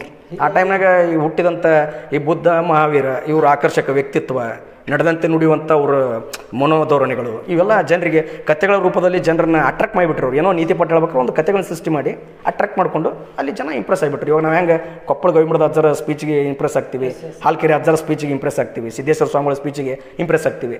ಹಂಗೆ ಅವತ್ತಿನ ಜನ ಅವ್ರ ಸ್ಪೀಚಿಗೆ ಇಂಪ್ರೆಸ್ ಆಗಿ ಜೈನ ಧರ್ಮ ಬೌದ್ಧ ಧರ್ಮಕ್ಕೆ ಹುಟ್ಟಿ ಕಾರಣತ್ತು ಅದಕ್ಕೆ ಹಿಂದೂ ಹೆಚ್ಚಿನ ಸಂಖ್ಯೆಯಲ್ಲಿ ಸೇರ್ಪಡೆ ಬಂತು. ಸರ್ ಇದು 6ನೇ ಶತಮಾನದಲ್ಲಿ ನಡೆದಿರ್ತಕ್ಕಂಥ ಘಟನೆ. ಹ್ಞೂ ಸರ್. 6ನೇ ಶತಮಾನದಲ್ಲಿ ನಮಗೆ ಜೈನ ಧರ್ಮ ಹುಟ್ಕೊಂತು. ಹಾಂ ಸರ್. 5, 6 ಸಾಶಾಪ. ಹ್ಞೂ ಸರ್. ಜೈನ ಧರ್ಮದಲ್ಲಿ ಬರ್ತಕ್ಕಂಥ ನಮ್ಮ ಮಹಾವೀರ. ಹ್ಞೂ ಸರ್. 24ನೇ ತೀರ್ಥಂಕರ. ಹಾಂ ರೀ. ಆಮೇಲೆ ಬುದ್ಧ ಮತ್ತು ಅವರ ಜೀವನ ಬೋಧನೆ. ಸೊ ಅವು ಕೂಡ ಸರ್ ಅದ ರೀ. ಈ ಒಂದು ಟಾಪಿಕ್ನೊಳಗಡೆ ಅತ್ಯಂತ ಪ್ರಮುಖವಾದಂಥ ಪ್ರಶ್ನೆಗಳು ಯಾವ ಇರ್ಬೋದು ಸರ್? ಸರ್ ಪ್ರಮುಖ ಅಂದ್ರೆ ಇರುವುದು ಬಂದ ಸರ್ ಅಲ್ಲಿ ಈ ಬುದ್ಧನ ಜೀವನ ಮತ್ತು ಬೋಧನೆ ಸರ್. ಇದಂತೂ ಹಲವಾರು ಸಾರಿ ರಿಪೀಟ್ ಆಗಿದೆ ಸರ್. 10 ಅಂಕದ ಪ್ರಶ್ನೆ. ಹ್ಞೂ ಸರ್. ಕೇಳ್ಬೋದು ಸರ್. ಕೇಳಿ ಸರ್ ಸಾಕಷ್ಟು ಸಲ ಕೇಳೇನ್ರಿ. ಆಮೇಲೆ 5 ಅಂಕದ ಆಮೇಲೆ 5 ಮಾರ್ಕ್ಸ್ನೊಳಗೆ ಹೊಸ ಮತಗಳ ಉದಯಕ್ಕೆ ಕಾರಣ ಸರ್. ಈ 3 ಪ್ರಶ್ನೆಗಳನ್ನ ಹಾಂ ಸರ್ ಅತಿ ಹೆಚ್ಚು ಪ್ರಮಾಣದಲ್ಲಿ ವಾರ್ಷಿಕ ಪರೀಕ್ಷೆಗೆ. Yes sir. ಈ ಕಡೆ 5 ಮಾರ್ಕ್ಸಿಗೆ ಅಂದ್ರೆ ಮಹಾವೀರರ ಜೀವನ ಮತ್ತು ಬೋಧನೆ ಸರ್. 10 ಮಾರ್ಕ್ಸಿಗೆ ಗೌತಮ್ ಬುದ್ಧರ ಜೀವನ ಮತ್ತು ಬೋಧನೆ. ಸೊ ಎರಡು ಅಂತೂ ಫಿಕ್ಸ್ ಸರ್. ಓಕೆ ವಿದ್ಯಾರ್ಥಿಗಳೇ, ಇಲ್ಲಿ 10 ಅಂಕದ ಒಂದು ಪ್ರಶ್ನೆಗಳನ್ನ ತಾವು ಗಮನಿಸಬೇಕು. ಈ ಒಂದು ಟಾಪಿಕ್ ಒಳಗಡೆ ಪದೇ ಈ ಪ್ರಶ್ನೆಯನ್ನು ಕೇಳಿದ್ದನ್ನು ತಾವು ಪ್ರಿವಿಯಸ್ ಕ್ವಶನ್ ಪೇಪರ್ಗಳನ್ನು ಮೆಲುಕು ಹಾಕಿದಾಗ ತಮಗೆ ಗೊತ್ತಾಗ್ಬೋದು. ಸೊ ನೆಕ್ಸ್ಟ್ ಭಾರತದ ನಿಜವಾದ ಚರಿತ್ರೆ ಪ್ರಾರಂಭ 4.3 ಸರ್. ಮೌರ್ಯ ಸಾಮ್ರಾಜ್ಯ. ಹಾಂ ಸರ್. ಸೊ ಈ ಮೌರ್ಯ ಸಾಮ್ರಾಜ್ಯದ ತಮ್ಮ ಒಂದು ವಿಚಾರಗಳು ಸರ್. ಸರ್ ಮೌರ್ಯ ಭಾರತ ದೇಶವನ್ನು ಅಖಂಡ ಭಾರತ ದೇಶವನ್ನು ಏಕಚಕ್ರಾಧಿಪತ್ಯಕ್ಕೆ ಒಳಪಡಿಸಿ ಒಂದು ಅಖಂಡ ಭಾರತವನ್ನು ಅಂದ್ರೆ ನಾವು ಇವತ್ತೇನಂತೀವಿ ಬೋಲೋ ಭಾರತ್ ಮಾತಾ ಕಿ ಜೈ ಅಂತೇನಂತೀವಿ. ಈ ಕಾಶ್ಮೀರದಿಂದ ಕನ್ಯಾಕುಮಾರಿವರೆಗೂ ಅಂತ ಏನು ಮಾತಾಡ್ತೀವಿ, ಗುಜರಾತಿಂದ ಅರುಣಾಚಲ ಪ್ರದೇಶ, ಇದು ಟೋಟಲ್ ಚೌಕಟ್ಟು ಬಾರ್ಡರ್ ಇದೆಲ್ಲ ಭಾರತ ಅಂತ ಏನಂತೀವಿ. ಇಲ್ಲಿವರೆಲ್ಲ ಭಾರತ ಮಕ್ಕಳು ಅಂತ ಇವಾಗ ನಾವು ದೇಶಭಕ್ತರು ಅಂತೇನು ದೇಶವನ್ನು ಒಗ್ಗೂಡಿಸ್ಬೇಕಂತ ಏನು ಮಾತಾಡ್ತೀವಿ. ಇದನ್ನು ಅಶೋಕ ಸಾಶಾಪ 2ನೇ ಶತಮಾನದಲ್ಲಿ ಅವತ್ತೇ ಪ್ರಯತ್ನಪಟ್ಟು ಅಖಂಡ ಭಾರತವನ್ನು ಅವತ್ತಿನವರೆಗೂ ಎಷ್ಟು ರಾಜಮನೆತನಗಳು ಆಳ್ವಿಕೆ ಮಾಡಿದ್ದು, ಎಲ್ಲೂ ಅಖಂಡ ಭಾರತ ಕಲ್ಪನೆ ಇರಲಿಲ್ಲ. ಸೊ ಅವಾಗೆಲ್ಲ ಅಖಂಡ ಭಾರತವನ್ನು ಗೆದ್ದು ಏಕಚಕ್ರಾಧಿಪತ್ಯಕ್ಕೆ ಒಳಪಡಿಸಿದಂಥ ಭಾರತದ ಮೊದಲ ವ್ಯಕ್ತಿ ಅಂತ ಅವನ ಬಗ್ಗೆ ಹೆಮ್ಮೆಯಿಂದ ಓದ್ತೀವಿ, ತಿಳ್ಕೊತೀವಿ. ಅದ್ರ ಮೇಲೆ ಧಾರಾವಾಹಿ ಕೂಡ ಆಗುತ್ತೆ ಅಶೋಕನ ಮೇಲೆ. ಹಾಂ ಅಶೋಕ ದಿ ಗ್ರೇಟ್. ಹ್ಞೂ ರೀ. ಮತ್ತು ಮೌರ್ಯ ಸಾಮ್ರಾಜ್ಯ ಒಬ್ಬ ವ್ಯಕ್ತಿಯ ಸ್ವಾಭಿಮಾನದಿಂದ ಹುಟ್ಟಿದಂತೆ. ಈಗ ಒಬ್ಬ ವ್ಯಕ್ತಿ ಮನಸ್ಸು ಮಾಡಿದ್ರೆ ಅವ ಏನು ಬೇಕಾದ್ರು ಮಾಡ್ತಾನಂತ ಅನ್ನೋದಕ್ಕೆ ಮೌರ್ಯ ಚಾಪ್ಟರ್ ಬೆಸ್ಟ್ ಎಕ್ಸಾಂಪಲ್. ಏನಿದ್ದ ಚಂದ್ರಗುಪ್ತ ಮೌರ್ಯವ ಏನಾದ ಅವ ಹ್ಯಾಂಗೆ ಕಟ್ಟಿದ ಸಾಮ್ರಾಜ್ಯ ಅಂದ್ರೆ ಒಬ್ಬ ಗುರು ಒಬ್ಬ ವಿದ್ಯಾರ್ಥಿಯ ಹಿಂದೆ ಗುರುವಿನ ಆಶೀರ್ವಾದ ಗುರುವಿನ ಅನುಗ್ರಹ ಹಂಗಿತ್ತಪ್ಪ ಅಂದ್ರೆ ಆ ವಿದ್ಯಾರ್ಥಿ ಜೀವನದಲ್ಲಿ ಏನು ಬೇಕಾದರೂ ಸಾಧನೆ ಮಾಡೋದಕ್ಕೆ 2 ಗುರು ಶಿಷ್ಯರು ಈ ಮೌರ್ಯ ಸಾಮ್ರಾಜ್ಯಕ್ಕೆ ಬೆಸ್ಟ್ ಎಕ್ಸಾಂಪಲ್ ಹಾಕಿಸ್ತಾರೆ. ಒಬ್ಬರು ಅವ್ರ ಗುರುಗಳು ಚಾಣಕ್ಯ ಕೌಟಿಲ್ಯ, ಇನ್ನೊಬ್ಬರು ಅವನ ಶಿಷ್ಯ ಚಂದ್ರಗುಪ್ತ ಮೌರ್ಯ. ಸೊ ಇವರಿಬ್ಬರ ಒಡನಾಟ ಚಂದ್ರಗುಪ್ತ ಮೌರ್ಯನ ಸಾಧನೆ, ಅದ್ರ ಜೊತೆಗೆ ಇವ್ರು ಕಲೆ ಮತ್ತು ಶಿಲ್ಪ ಕೊಟ್ಟಂಥ ಕೊಡುಗೆ, ಹಾಗೆ ಅಶೋಕನ ಜೀವನ ಮತ್ತು ಸಾಧನೆ ಸರ್. ಇದು ಮೇನ್ ಇಂಪಾರ್ಟೆಂಟ್ ಸರ್, ಜೀವನ ಮತ್ತು ಸಾಧನೆಗಳ ಒಳಗಡೆ. ಇದನ್ನು ಡ್ರಾಮಾನ ಮಾಡಿಸಿದ್ದು ಸರ್ ನಾನು. ಅಶೋಕ ನಾನಾಗಿದ್ದೇನೆ, ಸ್ಟೂಡೆಂಟ್ಸಿಗೆ ಪಾತ್ರಗಳನ್ನು ಕೊಟ್ಟಿದ್ದೆ. ಬುದ್ಧಂದು ನಾನು ಬುದ್ಧ ಆಗಿದ್ದೇನೆ, ಸ್ಟೂಡೆಂಟ್ಸಿಗೆ ಪಾತ್ರ ಕೊಟ್ಟಿದ್ದೇನೆ. ಅಶೋಕನ ಜೀವನ ಮತ್ತು ಸಾಧನೆಗಳನ್ನು ನೋಡುವಾಗ ಒಂದು ವಿಚಾರ ಏನಂತಂದ್ರೆ ಸರ್ ನಮಗೆ ಅಶೋಕ ಕೈಗೊಂಡಿರ್ತಕ್ಕಂಥ ಒಂದು ಯುದ್ಧ. ಹೌದು ಸರ್. ಹೌದ್ರಿ. ಇದು ರಾಜರಿಗೆ ಆ್ಯಕ್ಚುಲಿ ನಮ್ಮಲ್ಲಿ ಬಸ್ನಾಗ ಒಂದು ಸೀಟ್ ಬಿಟ್ಟು ಕೊಡೋಕೆ ವಿಚಾರ ಮಾಡ್ತಾರೆ ಸರ್. ನಮ್ಮಲ್ಲಿ ಇವಾಗ ಯಾರೋ ಒಂದು ವಯಸ್ಸಾದ ಮುದಕೇನೋ ಬಂದು ನಿಂತಾರೆ, ಕಷ್ಟಪಟ್ಟು ಏನೋ ಸೀಟ್ ಹಿಡಿದಿರ್ತೀವಿ, ಅದೇನು ಶಾಶ್ವತ ಅಲ್ಲ, ದಸ್ತಿಯಾಕೇನೋ ಇಟ್ಟಿರ್ತೀವಿ, ಅವ್ರಿಗೆ ನಾವು ಬಿಟ್ಟು ಕೊಡಲ್ಲ. ಆ ಸೀಟೇ ಬಿಟ್ಟು ಕೊಡಲ್ಲ ಅಂದಾಗ ಗೆದ್ದಂಥ ಒಂದು ಸಾಮ್ರಾಜ್ಯವನ್ನು ವಾಪಸ್ ಮರಳಿ ಯುದ್ಧ ಮಾಡಲ್ಲ ಅಂತ ತಿಳ್ಕೊಂಡು ಯುದ್ಧವನ್ನು ಸಂಭ್ರಮಿಸಬೇಕಾಗಿತ್ತು ಅಶೋಕ. ಸಂಭ್ರಮ ಪಡೆದ ಯುದ್ಧದಲ್ಲಿ ಸೈನಿಕರು ಏನು ಫ್ಯಾಮಿಲಿ ಕಳ್ಕೊಂಡಿರ್ತಾರೆ, ಆ ಆಕ್ರಂದನ ತುಕ್ಕ, ಅದು ನಾನು ಒಂದು ಗೆಲುವಿಗೆ ಇಷ್ಟೊಂದು ಕುಟುಂಬ ಅನಾಥ ಆಗ್ಬೇಕಂತ ಆ ಯುದ್ಧದಿಂದ ಮಮ್ಮಲ ಮರಗ್ತಾನೆ ಸರ್. ಸಾವು ನೋವುಗಳಿಂದ ಅದು ಆ ಹಿಂಸೆಯಿಂದ ಮರಿಗೆ ಯುದ್ಧನ ಬೇಡ ಅಂತ ತಿಳ್ಕೊಂಡು ಆ ಯುದ್ಧ ನೀತಿಯನ್ನು ಕೈಬಿಟ್ಟು ಧಾರ್ಮಿಕ ನೀತಿ ಅನುಸರಣೆ ಮಾಡಿದಂಥ ಪ್ರಪಂಚದ ಪ್ರಥಮ ದೊರೆ ಅಲೆಕ್ಸಾಂಡರ್ ದಿ ಗ್ರೇಟ್ ಅಲೆಕ್ಸಾಂಡರ್ ಅವನ ಗೆಲುವಿಗೆ ಪ್ರಪಂಚಗೆಲ್ಲ ಕೊಂಟಂತ ಅವನಿಂದ ಎಷ್ಟು ಫ್ಯಾಮಿಲಿ ಅನಾಥ ಆಗಿರ್ಬೋದು ಸರ್. ನೆಪೋಲಿಯನ್ ಬೋನಾಪಾರ್ಟ್ನಿಂದ ಎಷ್ಟು ಫ್ಯಾಮಿಲಿ ಅನಾಥ ಆಗಿರೋ, ಇವ್ರನ್ನೆಲ್ಲ ಗ್ರೇಟ್ ಅಂತ ಓದ್ತೀವಿ. ಇವ್ರು ಎಲ್ಲರನ್ನೂ ಮೀರಿದವ ಗುಣದಾಗ ಗ್ರೇಟ್ ರೀ. ಗೆದ್ರು ಕೂಡ ಯುದ್ಧ ಮಾಡಲಿಲ್ಲ. ಯಾವ ಅರಸನು ಇಲ್ಲಿ ಮಟ್ಟ ಗೆದ್ರ ಯುದ್ಧ ಮುಂದುವರ್ಸ್ಯಾರ. ಗೆದ್ದ ಮೇಲೂ ಯುದ್ಧವನ್ನು ಕೈಬಿಟ್ಟಂಥ ಪ್ರಪಂಚದ ಏಕೈಕ ವ್ಯಕ್ತಿ ಅಂದರೆ Ashoka, the great Ashoka. So ಕೆಲವೊಂದು ಪಾಠಗಳು ಬಂದಾಗ ಗೂಸ್ ಬಾಂಬ್ಸ್ ಬರುತ್ತೆ ಸರ್. ಇಲ್ಲ ವ್ಯಕ್ತಿಗಳ ಹೋರಾಟದ ಹಾಂ ಸರ್. ಅಂದ್ರೆ ನಾವು ಅವರಿಂದ ಬರೀ ಸಿಲೆಬಸ್ಸಿಗೆ ಮಾರ್ಕ್ಸ್ ಸ್ಕೋರ್ ಮಾಡೋಕೆ ಅಷ್ಟ ನಾವು ತಿಳ್ಕೊಳ್ರಿ, ನೈತಿಕ ಮಾರಾಲಿಟಿ ತಿಳ್ಕೊಂತೀವಿ. ಯಾಕೆ ಅಶೋಕ ದಮ್ಮ ನೀತಿ ಹಂಗೆ ಯಾವ ರಾಜ ಹೇಳ್ತಾನೆ ರೀ, ತಮ್ಮ ಮನೆ ಮಕ್ಕಳಿಗೆ ತಂದೆ ಕೆಲವೊಂದು ಟೈಮ್ನಾಗ ಹೇಳೋದು ಬಿಡ್ತಾರೆ. ಫೋನ್ ಹಿಡ್ಕೊಂತ ಪಬ್ಜಿ ಹಿಡ್ಕೊಂಡ್ರಿ, ಇನ್ನೂ ಮಕ್ಕಳು ಕೆಟ್ಟ ಕೆಲಸ ಮಾಡ್ತಿದ್ರಪ್ಪ ಅಂದ್ರೆ ಅಲ್ಲಿ ಹೇಳೋದು ಬಿಟ್ಟಿರ್ತಾರೆ. ತನ್ನ ಪ್ರಜೆಗಳಿಗೆ ತನ್ನ ಮಕ್ಕಳು ಅಂತ ಕರೆದಂಥ ಏಕೈಕ ವ್ಯಕ್ತಿ ಅವ್ರನ್ನ ಮಕ್ಕಳು ಅಂತ ಸಂಬೋಧನೆ ಮಾಡ್ತಿದ್ದಾರೆ. ಹೌದೌದು ಸರ್, ನಿಜವಾಗ್ಲೂ ಇತಿಹಾಸದ ಕೆಲವೊಂದಷ್ಟು ಪುಟಗಳನ್ನ ತೆರೆದು ನೋಡಿದಾಗ ನಾವು ಭಾರತ ಒಳಗಡೆ ಹಾಂ ಸರ್ ಸಾಕಷ್ಟು ಜನ ರಾಜವಂಶಸ್ಥರು ಏನಾದಂಥ ತಮ್ಮದೇ ಆದಂಥ ಕೊಡುಗೆಗಳನ್ನು ನೀಡಿದ್ದಾರೆ. Yes sir. ಅಂಥದ್ರೊಳಗಡೆ ಅಶೋಕ ಮಹಾರಾಜನ ಜೀವನ ಮತ್ತು ಸಾಧನೆಗಳನ್ನು ಗಮನಿಸಿದಾಗ ಓರ್ವ ಶ್ರೇಷ್ಠ ಅರಸನಾಗಿ ಪ್ರಾಚೀನ ಭಾರತದ ಇತಿಹಾಸದಲ್ಲಿ ಕಂಡು ಬರ್ತಕ್ಕಂಥ ವ್ಯಕ್ತಿಯಾಗಿದ್ದಾನೆ ಅನ್ನೋದು ನಾವಿಲ್ಲಿ ಗಮನಿಸ್ಬೋದು ವಿದ್ಯಾರ್ಥಿಗಳೇ. ಸೊ ನೆಕ್ಸ್ಟ್ ನಾವು ಮೌರ್ಯ ಸಾಮ್ರಾಜ್ಯವನ್ನು ಅಧ್ಯಯನ ಮಾಡಿದ ನಂತರ ನೆಕ್ಸ್ಟ್ ಬರ್ತಕ್ಕಂಥ ಟಾಪಿಕ್ಸ್ ಶಾತವಾಹನ ಸಾಮ್ರಾಜ್ಯ, ಸಿಮುಖ ಅದರ ಸ್ಥಾಪಕ. ಬಟ್ ಅದು ಈಗ ಇವರಿಗೆ ಡೀಟೇಲ್ ಆಗಿ ತಿಳ್ಕೊಳ್ಳುವಷ್ಟು ಸಿಲೆಬಸ್ಸಲ್ಲಿ ಅದು ಆ್ಯಡ್ ಮಾಡಿಲ್ರಿ ಅವರು. ಸೊ ಶಾರ್ಟಾಗಿ 1 ಮಾರ್ಕ್ಸಿಗೆ 2 ಮಾರ್ಕ್ಸಿಗೆ ಬೇಕಾಗುವಂಗೆ ಅವ್ರ ರಾಜಧಾನಿ ಪೈಠಾನು, ಅವರ ಸ್ಥಾಪಕ, ಅವರ ಪ್ರಸಿದ್ಧ ಅರಸ, ಆಮೇಲೆ ಗಾಥಾ ಸಪ್ತಸತಿ ಕೃತಿಯನ್ನು ಬರೆದಂಥ ಶಾತವಾಹನ ದೊರೆ ಯಾರು. ಸೊ ಈ ರೀತಿಯಾಗಿ ಓನ್ಲಿ ಬೇಸಿಕ್ ನಾಲೆಜ್ಗೋಸ್ಕರ ಅದನ್ನು ಆ್ಯಡ್ ಮಾಡ್ಯಾರ ಅಷ್ಟೇ. ಶಾತವಾಹನ ಅದು ಕೂಡ ಇಂಪಾರ್ಟೆಂಟ್ ಚಾಪ್ಟರ್ ರೀ. ಓಕೆ ಸರ್, ಮುಂದಿನ ಒಂದು ನಾವು ಚಾಪ್ಟರ್ ಬಗ್ಗೆ ಚರ್ಚೆ ಮಾಡಬೇಕಾದಂಥ ವಿಚಾರವಾಗಿ ನೋಡಿದಾಗ ಸರ್, ನೆಕ್ಸ್ಟ್ ಚಾಪ್ಟರ್ ಕುಶಾನರು ಸರ್, 4.4 ಸರ್.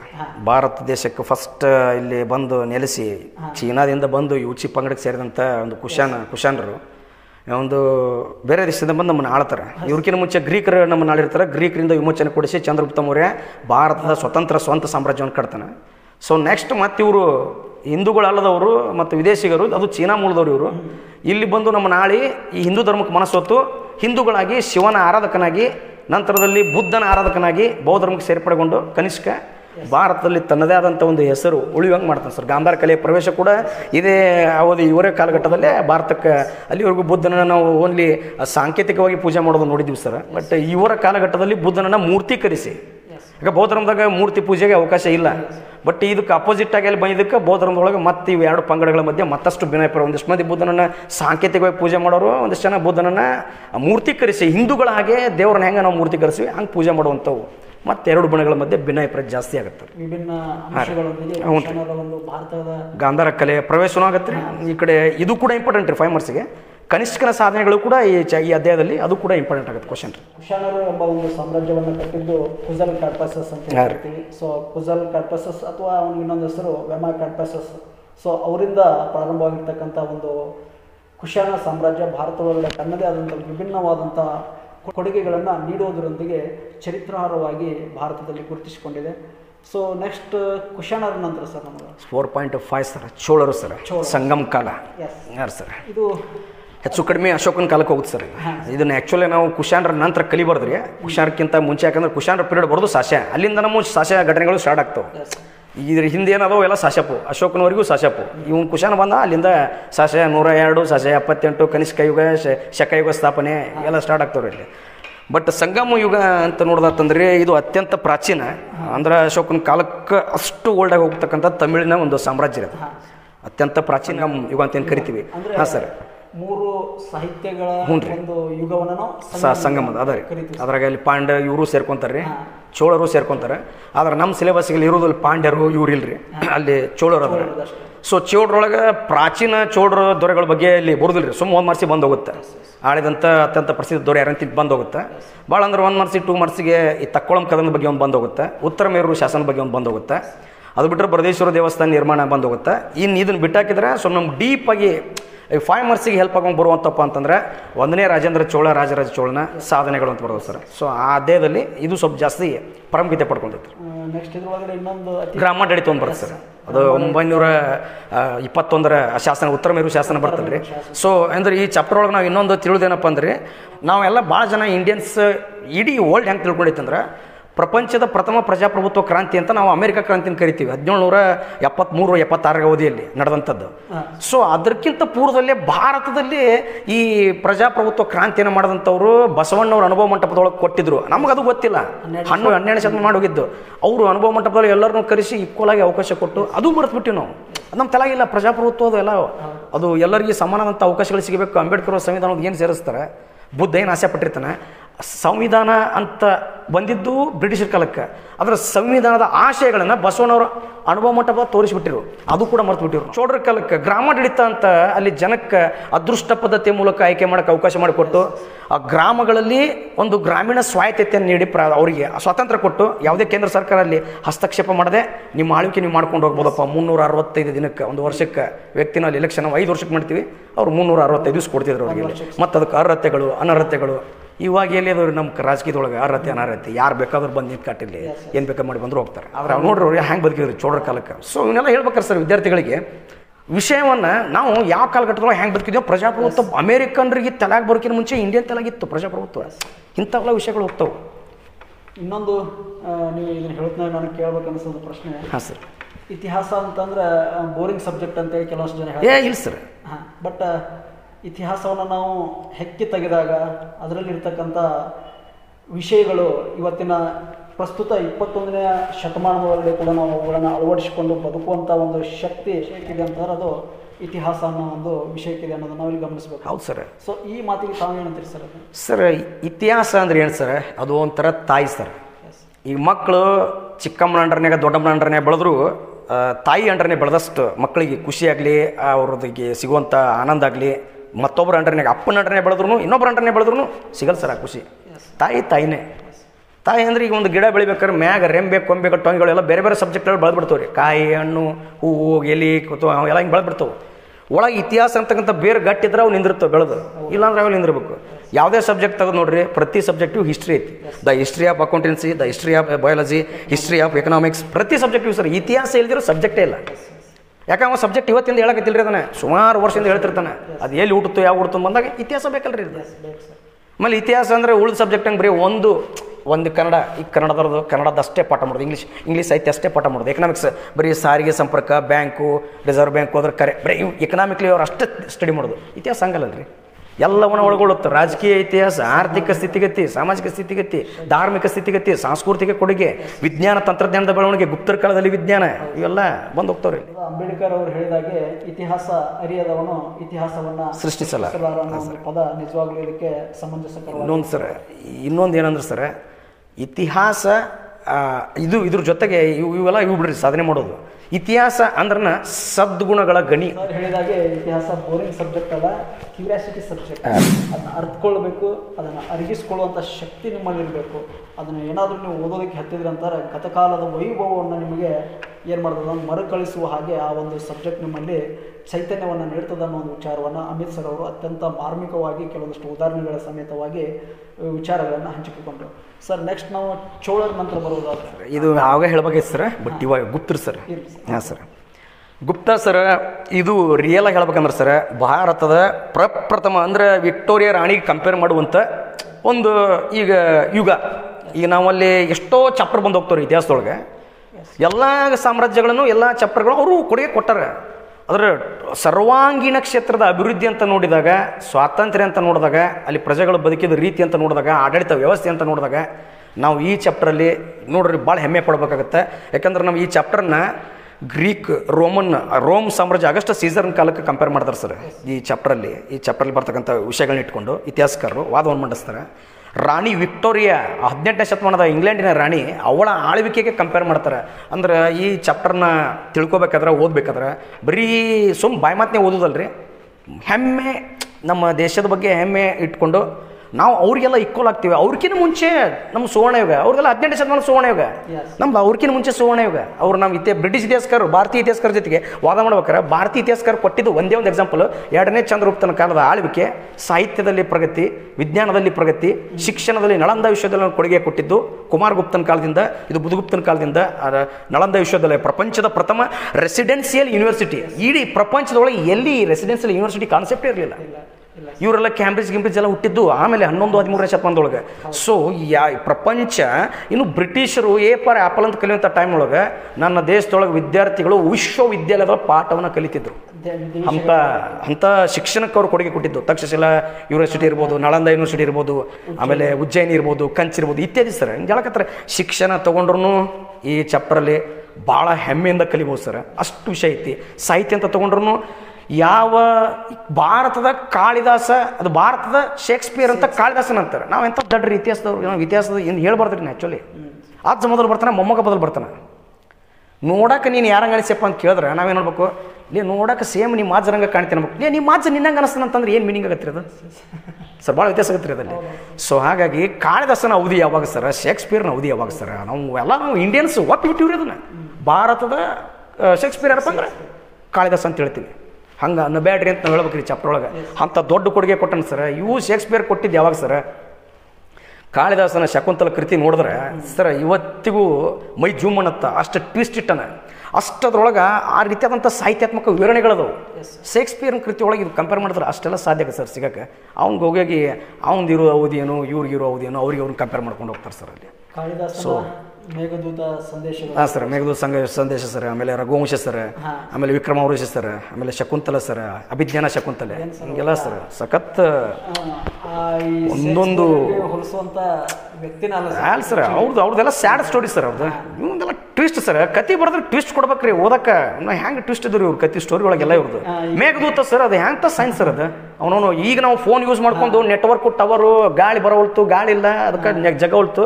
ಇದನ್ನು ಮೇಘಗಳಿಗೆ ಸಂದೇಶ ಕಳಿಸ್ತಾನೆ ತನ್ನ ಹುಡುಗಿನ ಭೇಟಿ ಮಾಡ್ಸಕ್ಕೆ, ಗಂಡ ಹೆಂಡ್ತಿನ ಇಬ್ಬರು ಮಾತಾಡ್ಸಕ್ಕೆ. ಅವತ್ತಿನ ಕಾಲಘಟ್ಟದೊಳಗೆ ನಾವು ಇವತ್ತು ಮೊಬೈಲ್ ಕಂಡಿಡಿದ 21ನೇ ಶತಮಾನ ಅಂತೀವಿ. ಆದ್ರೆ ಈ ಮೊಬೈಲ್ ಬರೋಕಿನ ಮುಂಚೆ, ಮೊಬೈಲ್ ಕಂಡಿಡಿದ ಸಿಗೋಕಿನ ಮುಂಚೆ ನಮ್ಮ ಕವಿರತ್ನ ಕಾಳಿದಾಸ್ ಅವರು ಮೇಘದೂತ ಅಂತಕ್ಕಂಥ ಕೃತಿಯಲ್ಲಿ ಗಾಳಿಯ ಮೂಲಕ ಮಾತನಾಡಬಹುದು, ಮೋಡಗಳನ್ನು ಮಾತುಗಳನ್ನು ತೊಗೊಂಡೋಗಿ ಅವ್ರು ಮುಟ್ಟಿಸ್ತವು.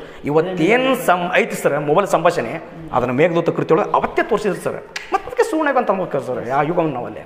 ಶಿಕ್ಷಣ, ಸಾಹಿತ್ಯ, ಧರ್ಮ, ಹಿಂದೂ ಧರ್ಮದ ಪ್ರಗತಿ, ಪುನರುತ್ಥಾನ, ಹಂಗೆ ನೋಡ್ಕೊಂಬರೋದು. ಅಥವಾ ಕಲೆ ಮತ್ತು ಶಿಲ್ಪ ಅಲ್ಲಿ ಕೂಡ ಇದ್ಯಾವ್ದು ಸರ್ ಇವತ್ತಿಗೂ ಪ್ರಪಂಚದೊಳಗೆ ಏನೋ ಎಷ್ಟು ಮುಂದುವರೆದ್ರೆ ಸೈನ್ಸ್ ಒಳಗೆ ಅದನ್ನ ಇವತ್ತಿಗೂ ಪತ್ತೆಹಚ್ಚಕ್ಕಾಗೋಲ್ತು. ಮೆಹರೋಲಿ ಕಬ್ಬಿಣ ಸ್ತಂಭ ಶಾಸ್ತ್ರದ ನೆಲಕ್ಕೆ ಅಂತರ ಐತಿ, ನೆಲಕ್ಕೆ ತಾಗಿಲ್ಲ. ಸೊ ಒಂದು ಹಾಳಿನ ಪಾಸ್ ಮಾಡಿದ್ರೆ ಆ ಕಡೆ ಹಾಳಿ ಪಾಸ್ ಆಗುತ್ತೆ. ಅದು ವಿಜ್ಞಾನಕ್ಕೆ ಚಮತ್ಕಾರಿ ಅದು. ಆಮೇಲೆ ಇನ್ನೂ ಕೂಡ ಎಂಥ ತುಕ್ಕು ಹಿಡಿದು ನಿಂತೈತ್ರಿ ಅದು. ಅವಾಗ ಮತ್ತು ಅದು ಎಂಥ ಕೆಮಿಕಲ್ ಅಪ್ಲೈ ಮಾಡಿರ್ಬೇಕು. ಕೆಮಿಸ್ಟ್ರಿ ಒಳಗೆ ಎಷ್ಟು ಮುಂದುವರೆದಿರ್ಬೇಕ್ರಿ ಅವರು ವಿಜ್ಞಾನ ತಂತ್ರಜ್ಞಾನದೊಳಗೆ. ಆರ್ಯಭಟನಂಥ ವ್ಯಕ್ತಿನ, ವರಾಹಮೀರ್ನಂಥ ವ್ಯಕ್ತಿನ, ಬ್ರಹ್ಮಗುಪ್ತನ, ಇವನ್ನೆಲ್ಲ ನೋಡಕತ್ತಾರೆ ಸರ್. ರಿಯಲಿ ಸರ್ ವಿಕ್ಟೋರಿಯಾ ರಾಣಿಗೂ ಕಂಪೇರ್ ಆಗಲ್ಲ ಸರ್.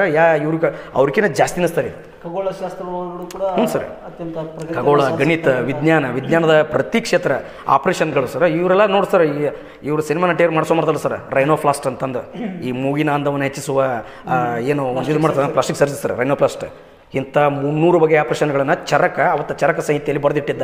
ಇವತ್ತಿಗೂ ನಮ್ಮ ವೈದ್ಯಲೋಕ, ಪ್ರಪಂಚದ ವೈದ್ಯಲೋಕ 25 ಅವ ಬರೆದಿಟ್ಟಂಥ 300 ಶಸ್ತ್ರಚಿಕಿತ್ಸೆ ಪೈಕಿ 25ರಿಂದ 30 ಶಸ್ತ್ರಚಿಕಿತ್ಸೆ ಇವತ್ತಿಗೂ ಫಾಲೋ ಅದಾವೆ ಸರ್.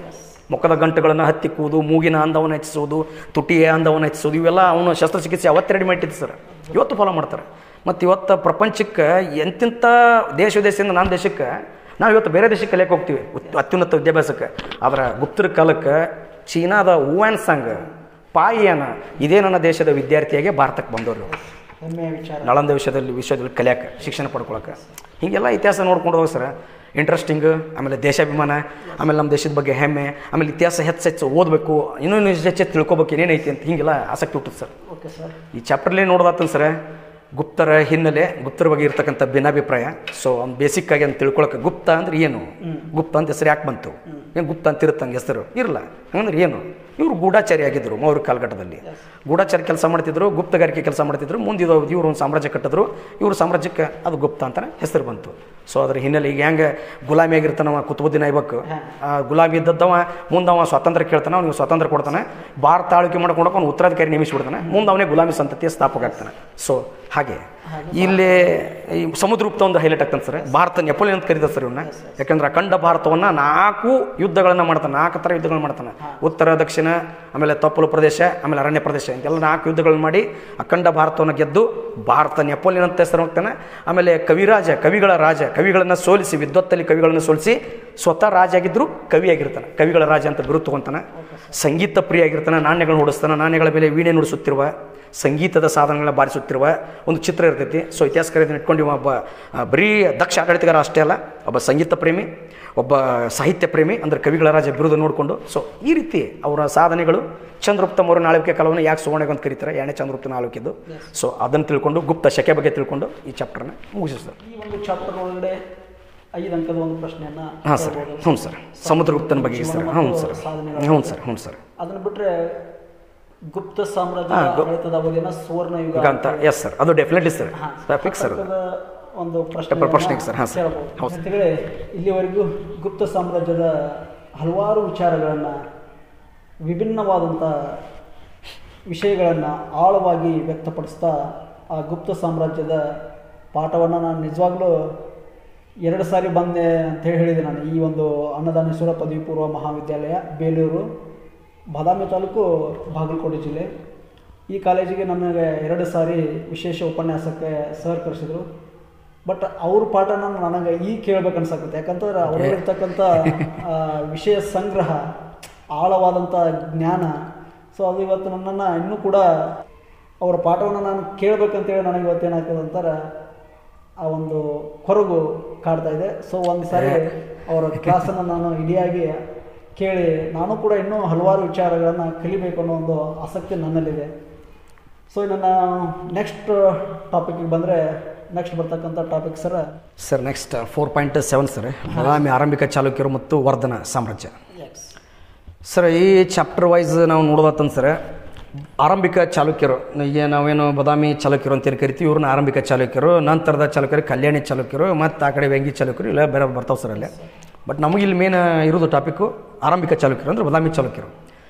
ಸರ್ ಈ ಚಾಪ್ಟರ್ ಇನ್ನೊಂದು ಚಾಲುಕ್ಯರೇ ಹಿನ್ನೆಲೆ ಸರ್, ಚಾಲುಕ್ಯರ ಹಿನ್ನೆಲೆ, ಅವ್ರದ್ದು ಏನು ಚಾಲುಕ್ಯ ಅಂತ ಯಾಕೆ ಹೆಸರು ಬಂತದು, ಏನು ಅದಕ್ಕಿರ್ತಕ್ಕಂಥ ಹಿನ್ನೆಲೆ ಏನು, ಮತ್ತು ಅವರ ಸಾಮ್ರಾಜ್ಯದಲ್ಲಿ ಆಳ್ವಿಕೆ ಏನು ಮಾಡಿದಂಥ ಪ್ರಪ್ರಥಮ ಅರಸರುಗಳು ಯಾರು ಬರ್ತಾರೆ, ಸೊ ಅದ್ರ ಹಿನ್ನೆಲೆ ತಿಳ್ಕೊಂಡು, ಮತ್ತು ಇವರ ರಾಜಧಾನಿ, ಇವರ ರಾಜ ಲಾಂಛನ, ಮತ್ತು ಇದ್ರ ಬಗ್ಗೆ ಇರ್ತಕ್ಕಂಥ ಮೇನ್ ಮುಖ್ಯವಾಗಿ ಸರ್ ಈ ಚಾಪ್ಟ್ರಲ್ಲಿ ನಾವು ಹೆಚ್ಚು ತಿಳ್ಕೊಬೇಕಾಗಿದ್ದು ಇಮ್ಮಡಿ ಪುಲಿಕೇಶಿ ಒಂದು ಜೀವನ ಮತ್ತು ಸಾಧನೆ ಸರ್, ಮತ್ತು ಇವ್ರು ಕಲೆ ಮತ್ತು ಶಿಲ್ಪ ಕ್ಷೇತ್ರ ಕೊಟ್ಟಂಥ ಕೊಡುಗೆ.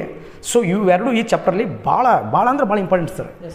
ಇಮ್ಮಡಿ ಪುಲಿಕೇಶಿ ಅಂತಕ್ಕಂಥ ವ್ಯಕ್ತಿ ಬಾದಾಮಿ ಚಾಲುಕ್ಯರ ನಾಡಲ್ಲಿ ಅಥವಾ ಬಾದಾಮಿ ಚಾಲುಕ್ಯರ ಮನೆತನದಲ್ಲಿ ಹುಟ್ಟದೇ ಹೋಗಿದ್ದರು ಸರ್. ಇವತ್ತು ನಾವು ಚಾಲುಕ್ಯ ಅಂತಕ್ಕಂಥ ಚಾಪ್ಟರ್ಗೆ ಒಂದು ಗತ್ತು ಸಿಗ್ತಿದ್ದಿಲ್ಲ, ಒಂದು ಅವರಿಗೆ ಹೆಮ್ಮೆ ಕಳಸ ಅಂತ ಅಂತೀವಲ್ಲ ಸರ್, ಆ ಕಳಸ ಅನ್ನೋದೇ ಇರ್ತಿದ್ದಿಲ್ಲ. ಯಾಕಂದ್ರೆ ಅಷ್ಟು ಜನ ಬಾದಾಮಿ ಚಾಲುಕ್ಯರ ಮನೆತನ ಆಳ್ವಿಕೆ ಮಾಡಿ ಹೋದ್ರು, ಇಮ್ಮಡಿ ಪುಲಿಕೇಶಿ ಅಂತ ಹೆಸರನ್ನು ಆ ಮನೆತನದ ಯಾವ ರಾಜನೂ ಮಾಡಲಿಲ್ಲ ಸರ್.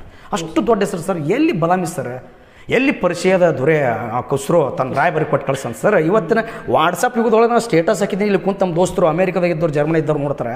ಹಿಂಗೆ ಈ ಕಾಲಘಟ್ಟದೊಳಗೆ ಒಂದು ಬಾದಾಮಿ ಅಂತ, ಇದು ಬಾದಾಮಿ ತಾಲೂಕುನಲ್ಲ ಏನಲ್ಲ, ಒಂದು ಚಿಕ್ಕ ಹಳ್ಳಿದು ಬಾದಾಮಿ, ಅಂಥ ಬಾದಾಮಿನ ರಾಜಧಾನಿಗೆ ಮಾಡಿಕೊಂಡು ಇಂಥ ಬಾದಾಮಿ ಅರಸನನ್ನು ಬೇಟೆಗೆ ಒಬ್ಬ ಪರಿಚಯದ ರಾಯಬಾರಿ ಇಲ್ಲಿಗೆ ಬರ್ತಾನಪ್ಪ ಅಂದ್ರೆ ಅದೇನು ಸಾಮಾನ್ಯ ಕೆಲಸ ಸರ್. ಇವನ ಹೆಸರು ಅವಾಗ ನೋಡಿದ್ರೆ ಸಾಕಷ್ಟು ಆಧುನಿಕ ಸೌಲಭ್ಯಗಳಿರಲಿಲ್ಲ. ಅದು ಹ್ಯಾಂಗೆ ಇವನ ಹೆಸರು ಅಲ್ಲಿಗೆ ರೀಚ್ ಆಗಿರ್ಬೇಕು, ಭಾರತ ದೇಶದ ಗಡಿ ದಾಟಿ ಹೋಗೈತಿ ಅಂದ್ರೆ ಒಮ್ಮೆ ನಾವು ಥಿಂಕ್ ಮಾಡಿದಾಗ ಏನು ಅನಿಸ್ತಾರೆ, ಒಬ್ಬ ವ್ಯಕ್ತಿ ನಾವು ಅಕ್ಕಪಕ್ಕದ ಮನೆಯವರು, ನಾವಿಲ್ಲಿ ಏನೋ ದೊಡ್ಡ ಕೆಲಸ ಮಾಡಿವಿ ಸಾಧನೆ ಮಾಡಿವಪ್ಪ ಅಂದ್ರೆ ಅಕ್ಕಪಕ್ಕದ ಮನೆಯವರು ನಮ್ಮ ಹೆಸರು ಇಡಬೇಕಾದ್ರೆ ಹಿಂದೆ ಮುಂದೆ ನೋಡ್ತಾರೆ. ಅಂದ್ರೆ ನಾವು ಅಕ್ಕಪಕ್ಕದ ಮನೆಯವ್ರ ಮನಸ್ಸಾಗ ಗೆಲ್ಲಕ್ಕಾಗಿರಲ್ಲ, ಆದರೆ ಇವ ದೇಶದ ಗಡಿ ದಾಟಿ ಗೆದ್ದಾನ. ಅಂಥದ್ರೊಳಗೆ ಅವತ್ತಿನ ಕಾಲಘಟ್ಟದೊಳಗೆ ಸರ್ ಯಾವ ಆಧುನಿಕ ಸೌಲಭ್ಯಗಳಿಲ್ಲದೆ, ಫೋನ್ ಇಲ್ಲದೆ, ಸ್ಟೇಟಸ್ ಅಂತಕ್ಕಂಥ ಕಾನ್ಸೆಪ್ಟ್ ಇಲ್ಲದೆ, ಅವನ ಸ್ಟೇಟಸ್ ಯಾವ ಲೆವೆಲಿಗೆ ಬೆಳೆದಿತ್ತಪ್ಪ ಅಂತಂದ್ರೆ ಇವತ್ತು ನಾವು ಅವನ ಸಿಲೆಬಸ್ನೇ ಓದ್ತೀವಿ ಸರ್. ಇಮ್ಮಡಿ ಪುಲಿಕೇಶಿ ಭಾರತ ದೇಶದ ಗಡಿಯನ್ನು ದಾಟಿ ಪರ್ಷಿಯಾ ದೇಶದ ದೊರೆ ಇವನ ಸ್ನೇಹ ಬೇಕಂತ ತಿಳ್ಕೊಂಡು ಒಬ್ಬ ರಾಯಬರಿಯನ್ನು ಸ್ನೇಹಪೂರ್ವಕ ಕೊಟ್ಟು ಕಳಿಸ್ತಾನಪ್ಪ ಅಂತಂದ್ರೆ ದಟ್ ಈಸ್ ಕೆಪಾಸಿಟಿ ಆಫ್ ಇಮ್ಮಡಿ ಪುಲಿಕೇಶಿ. ಅವ್ನ ತಾಕತ್ತೇನು, ಅವ್ನು ಹ್ಯಾಂಗೆ ಹೆಸರು ಮಾಡಿದ್ದ, ಪ್ರತಿ ಯುದ್ಧಗಳಲ್ಲೂ ಸಕ್ಸಸ್ಸನ್ನು ಕಾಣ್ತಾನೆ ಇಮ್ಮಡಿ ಪುಲಿಕೇಶಿ. ಈ ಇಮ್ಮಡಿ ಅಶೋಕನ ನಂತರದಲ್ಲಿ, ಗುಪ್ತರ ನಂತರದಲ್ಲಿ ಮತ್ತೆ ಅಖಂಡ ಭಾರತವನ್ನು ಗೆದ್ದಂಥ ಏಕೈಕ ದೊರೆ ಹಾಂ ಸರ್ ಇಮ್ಮಡಿ ಪುಲಿಕೇಶಿ. ಉತ್ತರ ಭಾರತವನ್ನು ಗೆದ್ದ ಹರ್ಷವರ್ಧನ್ ಸೋಲಿಸಿ ನರ್ಮದಾ ಕದನದಲ್ಲಿ ಅವ ಉತ್ತರ ಪ್ರದೇಶದಾಗ ಇರ್ತಾನೆ, ಇವ ಪರಮೇಶ್ವರನ್ ಬಿರುದನ್ನು ಧರಿಸ್ತಾನೆ, ದಕ್ಷಿಣ ಪತೇಶ್ವರ ಅಂತ ಆಗಿರ್ತಾನೆ. ಸೊ ಆ ಇಮ್ಮಡಿ ಪುಲಿಕೇಶಿ ಬಗ್ಗೆ ಹೇಳ್ಬೇಕಾದ್ರೆ ಮೈ ಜೂಮ್ ಅನ್ನಿಸ್ತಾರೆ. ಹಂಗೈತೆ ಸರ್ ಅದು ರೋಚಕ ಕಥೆಯಲ್ಲಿ. ಆಮೇಲೆ ಕಲೆ ಮತ್ತು ವಾಸ್ತುಶಿಲ್ಪ ಕ್ಷೇತ್ರ ಕೊಟ್ಟಂಥವ್ರ ಕೊಡುಗೆ. ಸೊ ಒಂದು ಸೈಡು ಆರಂಭಿಕ ಚಾಲುಕ್ಯರಲ್ಲಿ ಇವೆರಡೂ ಇಂಪಾರ್ಟೆಂಟ್ ಆದರೆ, ಇನ್ನೊಂದು ಕಡೆ ವರ್ಧನ ಚಾಪ್ಟರ್ ಅಂತ ನೋಡೋದತ್ತಪ್ಪ ಅಂದ್ರೆ ವರ್ಧನರ ಹಿನ್ನೆಲೆ, ಅವರ ಹರ್ಷವರ್ಧನ ಇಲ್ಲಿ ಹೆಂಗೆ ಇಮ್ಮಡಿ ಪುಲಿಕೇಶಿ ಪ್ರಮುಖ ವ್ಯಕ್ತಿಯನ್ನು ಹೇಳ್ತಾನೆ ಈ ಚಾಲುಕ್ಯ ಮನೆತನದಲ್ಲಿ, ಹಂಗೆ ವರ್ಧನ ಮನೆತನದಲ್ಲಿ ಪ್ರಮುಖ ವ್ಯಕ್ತಿಯನ್ನು ಹೇಳ್ತಾನೆ. ಸೊ ಅವನ ಸಾಧನೆಗಳು, ಅವನ ಸೈನಿಕ ಸಾಧನೆ, ಸೈನಿಕೇತರ ಸಾಧನೆ, ಸೊ ಅದು ಕೂಡ ಅಲ್ಲಿ ಇಂಪಾರ್ಟೆಂಟ್ ಆಗಿರ್ತಾರೆ. ಸೊ ಎರಡೂ ಚಾಪ್ಟ್ರಲ್ಲಿ ಈ ಕ್ವಶನ್ಸು ಎಕ್ಸಾಮ್ ದೃಷ್ಟಿಯಿಂದ ಭಾಳ ಮಹತ್ವವನ್ನು ಪಡ್ಕೊಂಡಿರ್ತವೆ ಸರ್. ಬಾದಾಮಿ ಚಾಲುಕ್ಯರ ಬಗ್ಗೆ ಹೇಳಬೇಕಾದ್ರೆ ಆ ಪಾಠವನ್ನು ಬೋಧನೆ ಮಾಡುವಂಥ ಸಂದರ್ಭದೊಳಗಡೆ ಮೈ ರೋಮಾಂಚನಗೊಳ್ತದ ಅನ್ನೋ ಒಂದು ವಿಚಾರವನ್ನು ಅಂಬೇಡ್ಕರ್ ಸರ್ ಅವರು ವ್ಯಕ್ತಪಡಿಸಿದರು. ನಿಜವಾಗ್ಲೂ ಹೌದು ವಿದ್ಯಾರ್ಥಿಗಳೇ, ನಿಮ್ಮೆಲ್ಲರ ಹೆಮ್ಮೆಯ ಕನ್ನಡಿಗ, ದಕ್ಷಿಣಾಧಿಪತೇಶ್ವರ ಎಂಬ ಬಿರುದಾಂಕಿತವನ್ನು ಪಡೆದಿರತಕ್ಕಂಥ ಇಮ್ಮಡಿ ಪುಲಿಕೇಶಿಯ ಕೀರ್ತಿ ಪತಾಕೆ ಕೇವಲ ಭಾರತಕ್ಕೆ ಅಷ್ಟೇ ಅಲ್ಲ, ಭಾರತವನ್ನು ದಾಟಿ ಏಷ್ಯಾ ಖಂಡದ ಒಳಗಡೆ ತನ್ನ ಆಧಿಪತ್ಯವನ್ನು ಸಾಧಿಸೋದಕ್ಕೋಸ್ಕರ ಹೋರಾಡಲಿರ್ತಕ್ಕಂಥ ಹೆಮ್ಮೆಯ ಕನ್ನಡಿಗ ಯಾರಂತಾರೆ ಅದು ಇಮ್ಮಡಿ ಪುಲಿಕೇಶಿ. ಇಮ್ಮಡಿ ಅಂದರೆ 2, ಸೊ ಎರಡನೆಯ ಪುಲಿಕೇಶಿ ಅಂತೇಳಿ ಈತನನ್ನು ಕರಿತೀವಿ ನಾವು. ಸೊ ವಾತಾಪಿ, ಅಂದಿನ ವಾತಾಪಿ, ಇಂದಿನ ಬಾದಾಮಿ. ಸೊ ಈ ಬಾದಾಮಿಯ ನೆಲದಲ್ಲಿ ಇವತ್ತು ನಾವು ಈ ಸಂದರ್ಶನವನ್ನು ನಾವು ಮಾಡ್ತಾ ಇದ್ದೀವಿ. ಅದು ನಮಗೆ ಇನ್ನೊಂದು ಹೆಮ್ಮೆಯ ವಿಚಾರ. ಸೊ ಇಲ್ಲಿ ಈ ಬಾದಾಮಿಯ ಹತ್ತಿರ, ಸೊ ಬಾದಾಮಿಯಿಂದ ಸುಮಾರು 12 ಕಿಲೋಮೀಟರ್ ಅಂತರದಲ್ಲಿರ್ತಕ್ಕಂಥ ಬೇಲೂರು. ಸೊ ಆ ಬೇಲೂರಿನ ಅನ್ನದಾನೇಶ್ವರ ಪದವಿ ಪೂರ್ವ ಮಹಾವಿದ್ಯಾಲಯದಲ್ಲಿ ಇತಿಹಾಸ ಉಪನ್ಯಾಸಕರಾಗಿ ನಮ್ಮ ಅಮಿತ್ ಸರ್ ಅವರು ಕೂಡ ಸೇವೆಯನ್ನು ಸಲ್ಲಿಸ್ತಾ ಇದ್ದಾರೆ. ಓಕೆ, ಇಂಥ ಹೆಮ್ಮೆಯ ಕನ್ನಡಿಗ ಇಮ್ಮಡಿ ಪುಲಿಕೇಶಿ ಆತನ ಜೀವನ ಮತ್ತು ಸಾಧನೆಗೆ ಸಂಬಂಧಪಟ್ಟಂತೆ 10 ಅಂಕದ ಪ್ರಶ್ನೆಯನ್ನು ಕೇಳ್ತಾರೆ. ಹಾಂ ಸರ್. ಡೆಫಿನೆಟ್, ಯಾಕಂದರೆ ವಾರ್ಷಿಕ ಪರೀಕ್ಷೆಯ ದೃಷ್ಟಿಯಿಂದ ನಾವು ಅಧ್ಯಯನ ಮಾಡೋದು ಅಷ್ಟೇ ಅವಶ್ಯಕವಾಗಿದೆ. ಜೊತೆಗೆ ಆತನ ಸಾಧನೆಯನ್ನು ಇಡೀ ಪ್ರತಿಯೊಬ್ಬ ಕನ್ನಡಿಗನು ಕೂಡ ಏನು ಮಾಡಬೇಕಂತ ಅದನ್ನು ಅರ್ಥ ಮಾಡ್ಕೊಳ್ಬೇಕು. ಪ್ರಜೆಗಳ ಹಿತಾಸಕ್ತಿಯನ್ನು ಕಾಯುವಂಥ ಒಬ್ಬ ಅರಸನಾಗಿ ಇಮ್ಮಡಿ ಪುಲಿಕೇಶಿ ಉತ್ತರಕ್ಕೆ ಹೋಗಿ ಹರ್ಷವರ್ಧನನ್ನು ಸೋಲಿಸಿ ಅವನ ಸಾಮ್ರಾಜ್ಯವನ್ನು ಮರಳಿ ಅವನಿಗೆ ಕೊಟ್ಟು ಬಂದಿರತಕ್ಕಂಥ ಓರ್ವ ಕನ್ನಡಿಗ, ಶ್ರೇಷ್ಠ ತ್ಯಾಗಮಯಿ ಅಂತೇಳಿ ನಾವು ಅದನ್ನು ಕರಿತೀವಿ. ಸೊ ಇಂಥ ಬಾದಾಮಿ ಚಾಲುಕ್ಯರ ಕಲೆ ಮತ್ತು ವಾಸ್ತುಶಿಲ್ಪದ ವಿಚಾರವಾಗಿ ಬಂದಾಗ ಸರ್, ಇಲ್ಲಿ 4 ಗುಹಾಂತರ ದೇವಾಲಯಗಳನ್ನು ಸೊ ಡಾಕ್ಟರ್ ರಾಜ್ಕುಮಾರ್ ಒಂದು ಹಾಡಿನೊಳಗೆ ಹೇಳ್ತಾರೆ ಸರ್, ಅಜಂತ ಎಲ್ಲೋರನ ಬಾಳಲ್ಲಿ ಒಮ್ಮೆ ನೋಡು ಬಾದಾಮಿ ಒಳ್ಳೆಯ ಚಂದಾನ ತೂಕ ಮಾಡುವಂತ. ಅಜಂತ ಎಲ್ಲೋರನ ಬಾಳಲ್ಲಿ ಒಮ್ಮೆ ನೋಡು ಬಾದಾಮಿ ಐಹೊಳೆಯ ಚಂದಾನ ತೂಕ. ಅಂದ್ರೆ ಕಲೆಯ ಬಗ್ಗೆ ರೀ ಹಂಗೆ ಕೊಡುಗೆ ಕೊಟ್ಟರೆ ಅನ್ನೋದನ್ನ ಸಾಹಿತ್ಯದಲ್ಲಿ ಆ ರೀತಿ ಅವರು ಅದನ್ನ ಮೆನ್ಷನ್ ಮಾಡಿದ್ರು ಸರ್. ಇಡೀ ಅಖಂಡವಾದಂಥ ಬಂಡೆಗಲ್ಲುಗಳನ್ನು ಕೊರೆದು ಅದರೊಳಗಡೆ 4 ಗುಹಾಂತರ ದೇವಾಲಯಗಳನ್ನು ನಾವು ನಿರ್ಮಾಣ ಮಾಡಿದ್ದನ್ನು ಗಮನಿಸ್ತೀವಿ ಸರ್. ಹೌದು ಸರ್. ಇದೇ ಮಾದರಿಯನ್ನು ಇಟ್ಕೊಂಡು ನಮ್ಮ ರಾಷ್ಟ್ರಕೂಟರು ಕೂಡ ಏನು ಮಾಡಿದ್ರು, ಹಾಂ ಸರ್, ಅದನ್ನೇ ಅವರು ಮುಂದುವರ್ಸ್ಕೊಂಡು ಅಜಂತಾ ಮತ್ತು ಎಲ್ಲೋರಗಳಲ್ಲಿ ಕೂಡ ಅವರು ಅದ್ಭುತವಾದಂಥ ಒಂದಷ್ಟು ಗುಹಾಂತರ ದೇವಾಲಯಗಳನ್ನು ಗಮನಿಸಬಹುದು. ಹೌದು ಸರ್. ಸೊ ಅಂಥ ಕನ್ನಡಿಗರ ಹೆಮ್ಮೆಯ ಒಂದು ರಾಜಧಾನಿಯಾಗಿ ಮೆರೆದಿದ್ದು ನಮ್ಮ ಬಾದಾಮಿ ಅನ್ನೋದನ್ನು ನಾವು ಇಲ್ಲಿ ಮರಿಬಾರ್ದು. ಸೊ ನೆಕ್ಸ್ಟ್ ವರ್ಧನರು ಹೇಳಿದ್ರು ಸರ್. ಸೊ ವರ್ಧನರ ಒಳಗಡೆ ಹರ್ಷವರ್ಧನ ಅಂತ ಹೇಳಿ ಬರ್ತಾನೆ. ಸೊ ಹರ್ಷವರ್ಧನನ ಜೀವನ ಮತ್ತು ಸಾಧನೆಗಳು ಕೂಡ ಅಷ್ಟೇ ಉತ್ತಮವಾಗಿತ್ತು. ಸೊ ಆತನ ಯುದ್ಧ ತಂತ್ರಗಾರಿಕೆಗಳು ಜೊತೆಗೆ ತನ್ನ ಸಾಮ್ರಾಜ್ಯದ ಉಳಿವಿಗಾಗಿ ತನ್ನ ಸಹೋದರಿ ಆಗಿರ್ಬೋದು, ಸಹೋದರಿಯ ಗಂಡನಾಗಿರ್ತಕ್ಕಂಥ ವ್ಯಕ್ತಿಯನ್ನು ಕಳ್ಕೊಳ್ತಾರೆ. ಸೊ ಹೀಗೆ ಹಲವಾರು ತ್ಯಾಗಮಯ ಜೀವಿಗಳನ್ನು ನಾವು ಇತಿಹಾಸದ ಪುಟಗಳಲ್ಲಿ ಗಮನಿಸಬಹುದು. ಸೊ ಇನ್ನೊಬ್ಬರ ಸ್ವಾರ್ಥಕ್ಕೋಸ್ಕರ ಬದುಕಿರ್ತಕ್ಕಂಥ ವ್ಯಕ್ತಿಗಳ ಕುರಿತು ನಾವು ಇವತ್ತು ಏನು ಮಾಡ್ತೀವಿ ಅಂತಾರೆ, ಇತಿಹಾಸದ ಪುಟಗಳಲ್ಲಿ ಅಧ್ಯಯನವನ್ನು ಮಾಡ್ತಾ ಇದ್ದೀವಿ. ಸ್ವಾರ್ಥಕ್ಕೋಸ್ಕರ ಬದುಕುವಂಥ ನಮ್ಮಂಥ ಈ ಇವತ್ತಿನ ಆಧುನಿಕ ಯುಗದೊಳಗಡೆ ಇರ್ತಕ್ಕಂಥ ವ್ಯಕ್ತಿಗಳು ಏನಾಗ್ಯಾರಂತಾರೆ, ಸೊ ತಮ್ಮ ಸ್ವಾರ್ಥಕ್ಕಾಗಿ ಬದುಕಿ ಜೀವನವನ್ನು ಅಂತ್ಯಗೊಳಿಸ್ತಾ ಇದ್ದಾರೆ. ಸೊ ಇವತ್ತು ನಾವು ಸಮಾಜಕ್ಕೋಸ್ಕರ ಬದುಕೋಣ ಅನ್ನೋ ಒಂದು ವಿಚಾರಗಳು ನಮ್ಮ ಇತಿಹಾಸ ಕ್ರಮದಲ್ಲಿ ನಾವು ಅಧ್ಯಯನವನ್ನು ಮಾಡ್ತಾ ಇದ್ದೀವಿ. ಸೊ ನೆಕ್ಸ್ಟ್ ಈ ಚಾಲುಕ್ಯರು ಮತ್ತು ವರ್ಧನರ ಅಧ್ಯಾಯಗಳ ನಂತರ ಸರ್, ರಾಷ್ಟ್ರಕೂಟರು ಇವರ ಹಿನ್ನೆಲೆ, ರಾಷ್ಟ್ರಕೂಟ ಅಂತ ಮನೆತನಕ್ಕೆ ಹೆಸರು ಹೆಂಗೆ ಬಂತು ಸರ್? ಈ ಚಾಪ್ಟರ್ಗೆ ಸಂಬಂಧಪಟ್ಟಂತೆ ನಾವು ಏನು ಮಾಹಿತಿ ತಿಳ್ಕೊಬೇಕಾಯ್ತಂದ್ರೆ, ಈಗ ರಾಷ್ಟ್ರಪತಿ ಅಂದ ತಕ್ಷಣ ಅದು ಅಡ್ರೆಸ್ ಆಗಲ್ಲ ಸರ್, ರಾಜ್ಯಪಾಲ ಅಂದ ತಕ್ಷಣ ಅದು ಅಡ್ರೆಸ್ ಆಗಲ್ಲ. ಅದು ಒಂದು ಹುದ್ದೆ, ಆಡಳಿತಾತ್ಮಕ ಹುದ್ದೆಯನ್ನು ಸೂಚಿಸುವಂಥ ಒಂದು ಪದಗಳು. ಹಂಗೆ ರಾಷ್ಟ್ರಕೂಟರು ಅಂದ್ರೆ ಯಾರು ಇವರು? ಬಾದಾಮಿ ಚಾಲುಕ್ಯರ ಕಾಲಕ್ಕೆ ಇವರು ಮಾಂಡಳಿಕರು, ಅವರ ಆಸ್ಥಾನಿಕರು ಇವರು, ಅಂದರೆ ಇವರು ಅವ್ರ ಅಂಡರ್ನಾಗ ಕೆಲಸ ಮಾಡ್ತಕ್ಕಂಥ ಆಡಳಿತ ವರ್ಗ. ಸೊ ಮುಂದೆ ಇವರು ರಾಷ್ಟ್ರಕೂಟರು ಒಂದು ಸಾಮ್ರಾಜ್ಯ ಕಟ್ಟದ ಮೇಲೆ, ಈ ಬಾದಾಮಿ ಚಾಲುಕ್ಯರು ಕಂಪ್ಲೀಟಾಗಿ ಸಂಪೂರ್ಣವಾಗಿ ಸೋತ ಮೇಲೆ ಇವರು ಮಾನ್ಯಕೆಟ್ಟವನ್ನು ತಮ್ಮ ರಾಜಧಾನಿ ಮಾಡಿಕೊಂಡು ಆಳ್ವಿಕೆ ಮಾಡೋಕ್ಕೆ ಸ್ಟಾರ್ಟ್ ಮಾಡ್ತಾರೆ ಸರ್. ಸೊ ಇವ್ರು ಮುಂದೆ ಮನೆತನಕ್ಕೆ ಇವ್ರು ಏನು ಯಾವ ರಾಜ್ಯಪಾಲ ಅಂತ ಹುದ್ದೆ ಒಳಗಿದ್ರು, ಯಾವ ಹುದ್ದೆ ಒಳಗೆ ಮುಂದುವರೆದಿದ್ರು, ಅದೇ ಹೆಸರು ಇವ್ರ ಮನೆತನಕ್ಕೆ ಮುಂದೆ ಕಂಟಿನ್ಯೂ ಬಂದ್ಬಿಡ್ತಾರೆ ಸರ್. ಹಾಂ, ರಾಷ್ಟ್ರಕೂಟರು ಅಂತಂದಲ್ಲ ಸರ್. ಹೆಂಗೆ ನಮ್ಮಲ್ಲಿ ಮಹಾಕೂಟ ಅಂತ ಇದ್ದಿಲ್ಲ ಸರ್. ಮಹಾಕೂಟ ಅಂದ್ರೆ ಅದು ಹ್ಯಾಂಗೆ ಸರ್? ಅದು ಮಹಾಕೂಟ ಅಂದರೆ ಸಾಧು ಸನ್ಯಾಸಿಗಳು ಬಂದು, ಕೂಟ ಅಂದ್ರೆ ಕೂಡೋದು, ಸೇರೋದು. ಅವರಲ್ಲಿ ಏನೋ ಸಾಧು ಸನ್ಯಾಸಿಗಳು ಅವ್ರು ಬಂದಲ್ಲಿ ಕೂಡ್ತಿದ್ರು ಅನ್ನೋದಕ್ಕೆ ಅವ್ರು ಮಹಾಕೂಟ ಅಂತ ಎಲ್ಲೋ ಒಂದು ಕಡೆ ಕೇಳಿದ್ ಸರ್. ಇದು ಈ ನಮ್ಮ ಫ್ರೆಂಡ್ ಸರ್ಕಲ್ ಒಳಗೆ ಹಾಗೆ ಇದು ರಾಷ್ಟ್ರಕೂಟ ಹುದ್ದೆ ಹೆಸರು, ಅದರಿಂದಾಗಿ ಅವರು ಅದು ರಾಷ್ಟ್ರಕೂಟ ಅಂತ ಮನೆತನಕ್ಕೆ ಹೆಸರು ಬಂತು. ಈ ಮನೆತನದ ಪ್ರಮುಖ ಅರಸರು ಅವ್ರ ಬಗ್ಗೆ ತಿಳ್ಕೊತೀವಿ. ಅದರ ಸ್ಥಾಪಕ ದಂತಿದುರ್ಗ, ಆಮೇಲೆ ಅವ್ರ ರಾಜಲಾಂಛನ, ಅವರ ರಾಜಧಾನಿ, ಇದನ್ನೆಲ್ಲ ತಿಳ್ಕೊಂಡು ಆದ್ಮೇಲೆ ಸರ್, ರಾಜಕೀಯ ಹಿನ್ನೆಲೆ ಎಲ್ಲ ತಿಳ್ಕೊಂಡು ಆದಮೇಲೆ ಈ ಚಾಪ್ಟರಲ್ಲಿ ಕೂಡ ಎಲ್ಲ ಮನೆತನದೊಳಗೂ ಒಬ್ಬ ಮನೆತನ ಬೆಳಗ್ತಕ್ಕಂಥ ವ್ಯಕ್ತಿ ಇರ್ತಾನೆ ಸರ್. ಹಂಗೆ ರಾಷ್ಟ್ರಕೂಟ ಫ್ಯಾಮಿಲಿ ಒಳಗೆ 3ನೇ ಗೋವಿಂದ ಅಂತ ಬಂದು ಹೋಗ್ತಾನೆ. ಆಮೇಲೆ ಹಿಂಗೆ ಸಾಕಷ್ಟು ಜನ ಬಂದು ಹೋಗ್ತಾರೆ ರೀ ಅಲ್ಲಿ ಅರಸರು. ಅಷ್ಟೆಲ್ಲ ಅರಸರು ನಡ್ಬರ್ಕ ಒಬ್ಬ ಅರಸ ತನ್ನ ಹೆಸರನ್ನ ಇವತ್ತಿಗೂ ಚಿರಸ್ಥಾಯಿ ಉಳ್ಕೊಂಡನ ಸರ್. ಭಾಳ ಜನ ಈ ವ್ಯಕ್ತಿ ಬಗ್ಗೆ ಅವನ ಯುದ್ಧಗಳು, ಅವನ ದಂಡಯಾತ್ರೆಗಳು ಹಿಂಗಷ್ಟೇ ಓದ್ತಾರೆ ಸರ್. ಅದನ್ನು ಮೀರಿದ್ದು ಒಂದು ಗುಣ ಅಮೋಘ ವರ್ಷನೊಳಗೈತೆ ಸರ್. ಅದು ಏನು ಸರ ಗುಣ ಒಂದು ನಾವು ಬರೀ ಪಾಠದೊಳಗೆ ಹೆಂಗೆ ಓದ್ತೀವಿ ವಿದ್ಯಾರ್ಥಿಗಳಿಗೆ ಏನು ಹೇಳ್ಬಿಡ್ತೀವಿ ಅಮೋಘ ವರ್ಷ ಅಂದರೆ ಇವ ರಾಷ್ಟ್ರಕೂಟರಲ್ಲಿ ಅತ್ಯಂತ ಪ್ರಸಿದ್ಧ ದೊರೆ ಇವ ದಂಡಯಾತ್ರೆ ಕೈಗೊಂಡು ಯಶಸ್ವಿ ದಂಡನಾಯಕ ಆಗಿದ್ದ ಯಶಸ್ವಿ ದಂಡಯಾತ್ರೆ ಮಾಡಿದ್ದ ಹೀಗೆಲ್ಲ ಹೇಳ್ಕೊಂಡು ಹೋಗ್ತೀವಿ ಅವನ ಬಗ್ಗೆ ಪರಾಕ್ರಮಿಯಾಗಿದ್ದ ಅಂತ ಇಷ್ಟೆಲ್ಲ ಹೇಳ್ತೀವಿ ಇಷ್ಟೇ ಹೇಳ್ಬಿಡ್ತೀವಿ ಅಲ್ಲಿ ಎಷ್ಟು ಓದಿರ್ತೀವಿ ಅಷ್ಟೇ ಹೇಳ್ಬಿಡ್ತೀವಿ.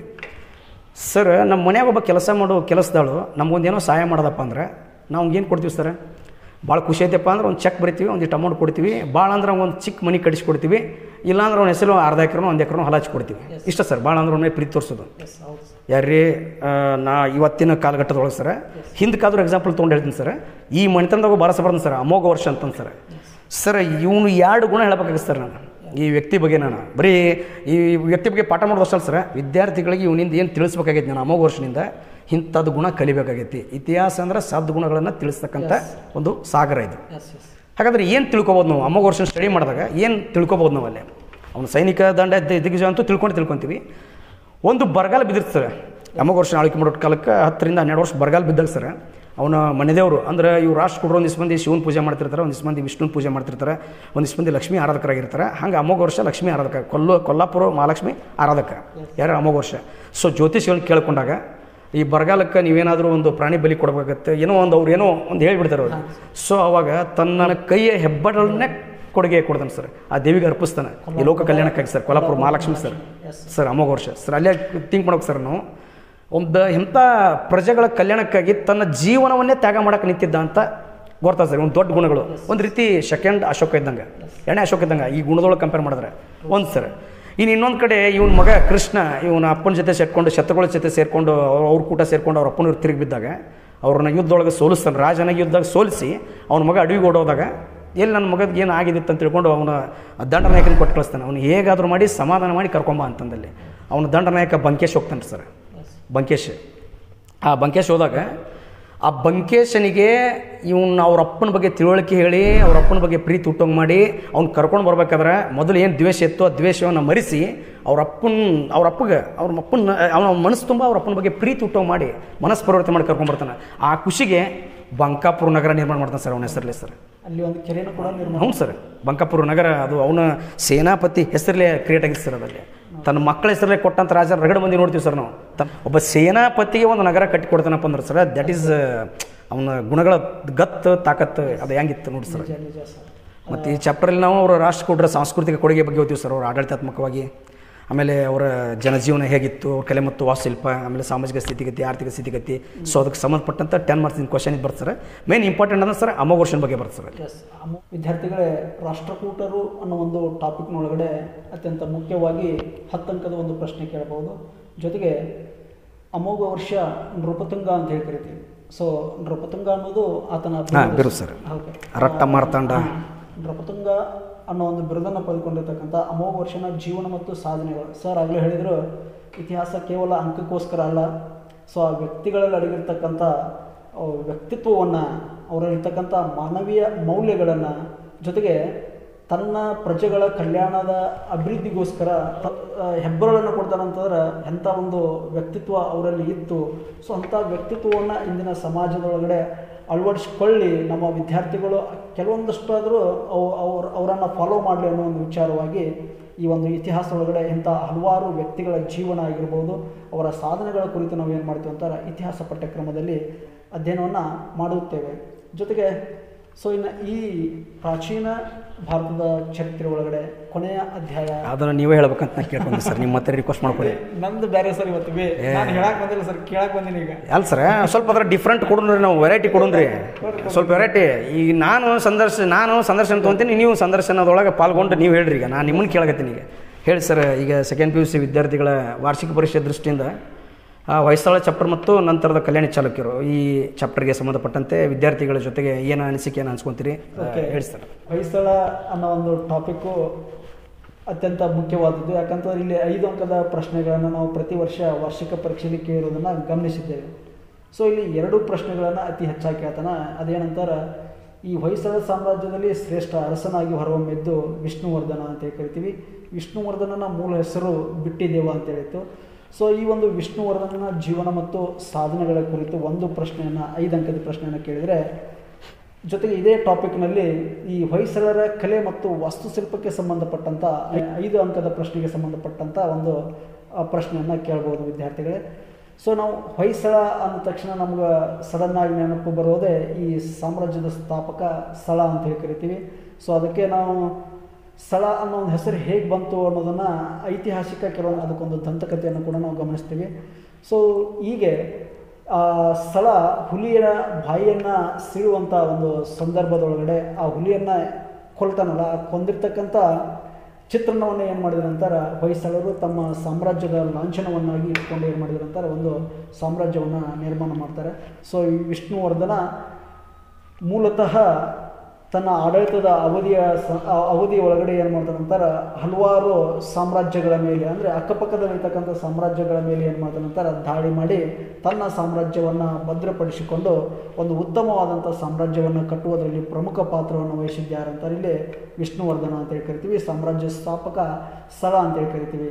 ಸೊ ಈ ಸ್ಥಳ ಸಾಮ್ರಾಜ್ಯವನ್ನು ಕಟ್ಟಬೇಕಾದ್ರೆ ಅಲ್ಲಿ ನಾವು ಮೌರ್ಯ ಸಾಮ್ರಾಜ್ಯವನ್ನು ಕಟ್ಟಬೇಕಾದ್ರೆ ಹೇಗೆ ಚಾಣಕ್ಯ ಚಂದ್ರಗುಪ್ತನಿಗೆ ಗುರುವಾಗಿ ಏನು ಮಾಡ್ತಾನಂತಾರೆ ತನ್ನ ಒಂದು ಹಸ್ತಕ್ಷೇಪವನ್ನು ನೀಡ್ತಾನೋ ಅದೇ ರೀತಿಯಾಗಿ ಇಲ್ಲಿ ಈ ಒಂದು ಸ್ಥಳ ದಕ್ಷಿಣ ಕರ್ನಾಟಕದೊಳಗಡೆ ಒಂದು ಸಾಮ್ರಾಜ್ಯವನ್ನು ಕಟ್ಟಬೇಕಾದ್ರೆ ಇಲ್ಲಿ ಸುದತ್ತಾಚಾರ್ಯ ಅನ್ನೋ ಒಬ್ಬ ಗುರುವಿನ ಕೃಪೆಯಿಂದ ಏನು ಮಾಡ್ತಾರಂತಾರೆ ಇಲ್ಲಿ ಈ ಒಂದು ಸ್ಥಳ ಒಂದು ಸಾಮ್ರಾಜ್ಯವನ್ನು ಕಟ್ಟಿ ದಕ್ಷಿಣ ಭಾರತದಲ್ಲಿ ತನ್ನ ಒಂದು ಕೀರ್ತಿ ಪತಾಕೆಯನ್ನು ಹಾರಿಸಿರ್ತಕ್ಕಂಥ ಶ್ರೇಯಸ್ಸು ಸ್ಥಳನಿಗೆ ಸಲ್ತದೆ. ಇಲ್ಲಿ ನೆಕ್ಸ್ಟ್ ಬಂದ್ರೆ ನಾವು ಕಲ್ಯಾಣಿ ಚಾಲುಕ್ಯರು ಅಂತೇಳಿ ಕರಿತೀವಿ.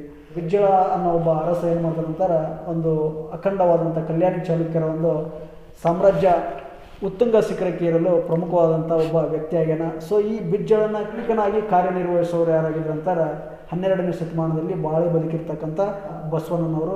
ಸೊ ಅಂದಿನ ಸಮಾಜದಲ್ಲಿರ್ತಕ್ಕಂಥ ಮೌಢ್ಯಗಳಾಗಿರ್ಬೋದು, ಮೂಢನಂಬಿಕೆಗಳಾಗಿರ್ಬೋದು, ಇವುಗಳನ್ನೆಲ್ಲ ಹೋಗಲಾಡಿಸಲು ಏನು ಮಾಡ್ತಾರೆ ಅಂತಾರೆ ಬಸವಣ್ಣನವರು ಏನು ಮಾಡ್ತಾರೆ ಇಲ್ಲಿ ಹೋರಾಟಗಳನ್ನು ಮಾಡ್ತಾರೆ. ಸೊ ಕೊನೆಯದಾಗಿ ಬಿಜ್ಜಳನ ಒಂದು ಆಪಾದನೆಗೆ ಬಲಿಯಾಗಿರ್ತಕ್ಕಂಥ ಬಸವಣ್ಣನವರು ಏನು ಮಾಡ್ತಾರೆ ಅಂತಾರೆ ಕೂಡಲ ಸಂಗಮದಲ್ಲಿ ನಾವು ಲೀನನಾಗಿರೋದನ್ನು ಕೂಡ ಗಮನಿಸ್ತೀವಿ.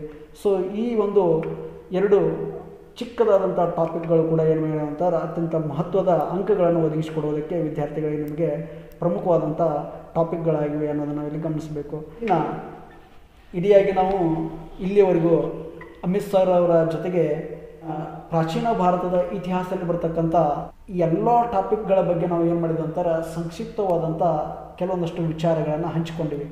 ಸೊ ಅಷ್ಟೇ ವಿಭಿನ್ನವಾಗಿ ವಿಶೇಷವಾಗಿ ತಮ್ಮಲ್ಲಿರ್ತಕ್ಕಂಥ ಜ್ಞಾನವನ್ನು ಮಕ್ಕಳಿಗೆ ಉಣಬಡಿಸುತ್ತಾ ಬೋಧನೆಯಲ್ಲಿ ವಿಭಿನ್ನವಾಗಿರ್ತಕ್ಕಂಥ ತಂತ್ರಗಳನ್ನು ಬಳಕೆ ಮಾಡಿಕೊಂಡಿರ್ತಕ್ಕಂಥ ಅಮಿತ್ ಸರ್ ಅವರು ಇಲ್ಲಿವರೆಗೂ ಹಲವಾರು ವಿಚಾರಗಳನ್ನು ಮುಕ್ತವಾಗಿ ನಮ್ಮ ಜೊತೆ ಹಂಚಿಕೊಂಡ್ರು. ಓಕೆ ವಿದ್ಯಾರ್ಥಿಗಳೇ, ಇದನ್ನು ಈ ಪ್ರಾಚೀನ ಭಾರತದ ಇತಿಹಾಸವನ್ನೇ ನಾವು ಅಧ್ಯಯನವನ್ನು ಮಾಡೋದಕ್ಕೋಸ್ಕರ ಅಂದರೆ ಸಂಕ್ಷಿಪ್ತವಾಗಿ ವಿಚಾರಗಳನ್ನು ಹಂಚಿಕೊಳ್ಳೋದಕ್ಕೋಸ್ಕರ ಸಮಯ ಮೀಸಲಿಟ್ಟಿದ್ದು 1 ಗಂಟೆ.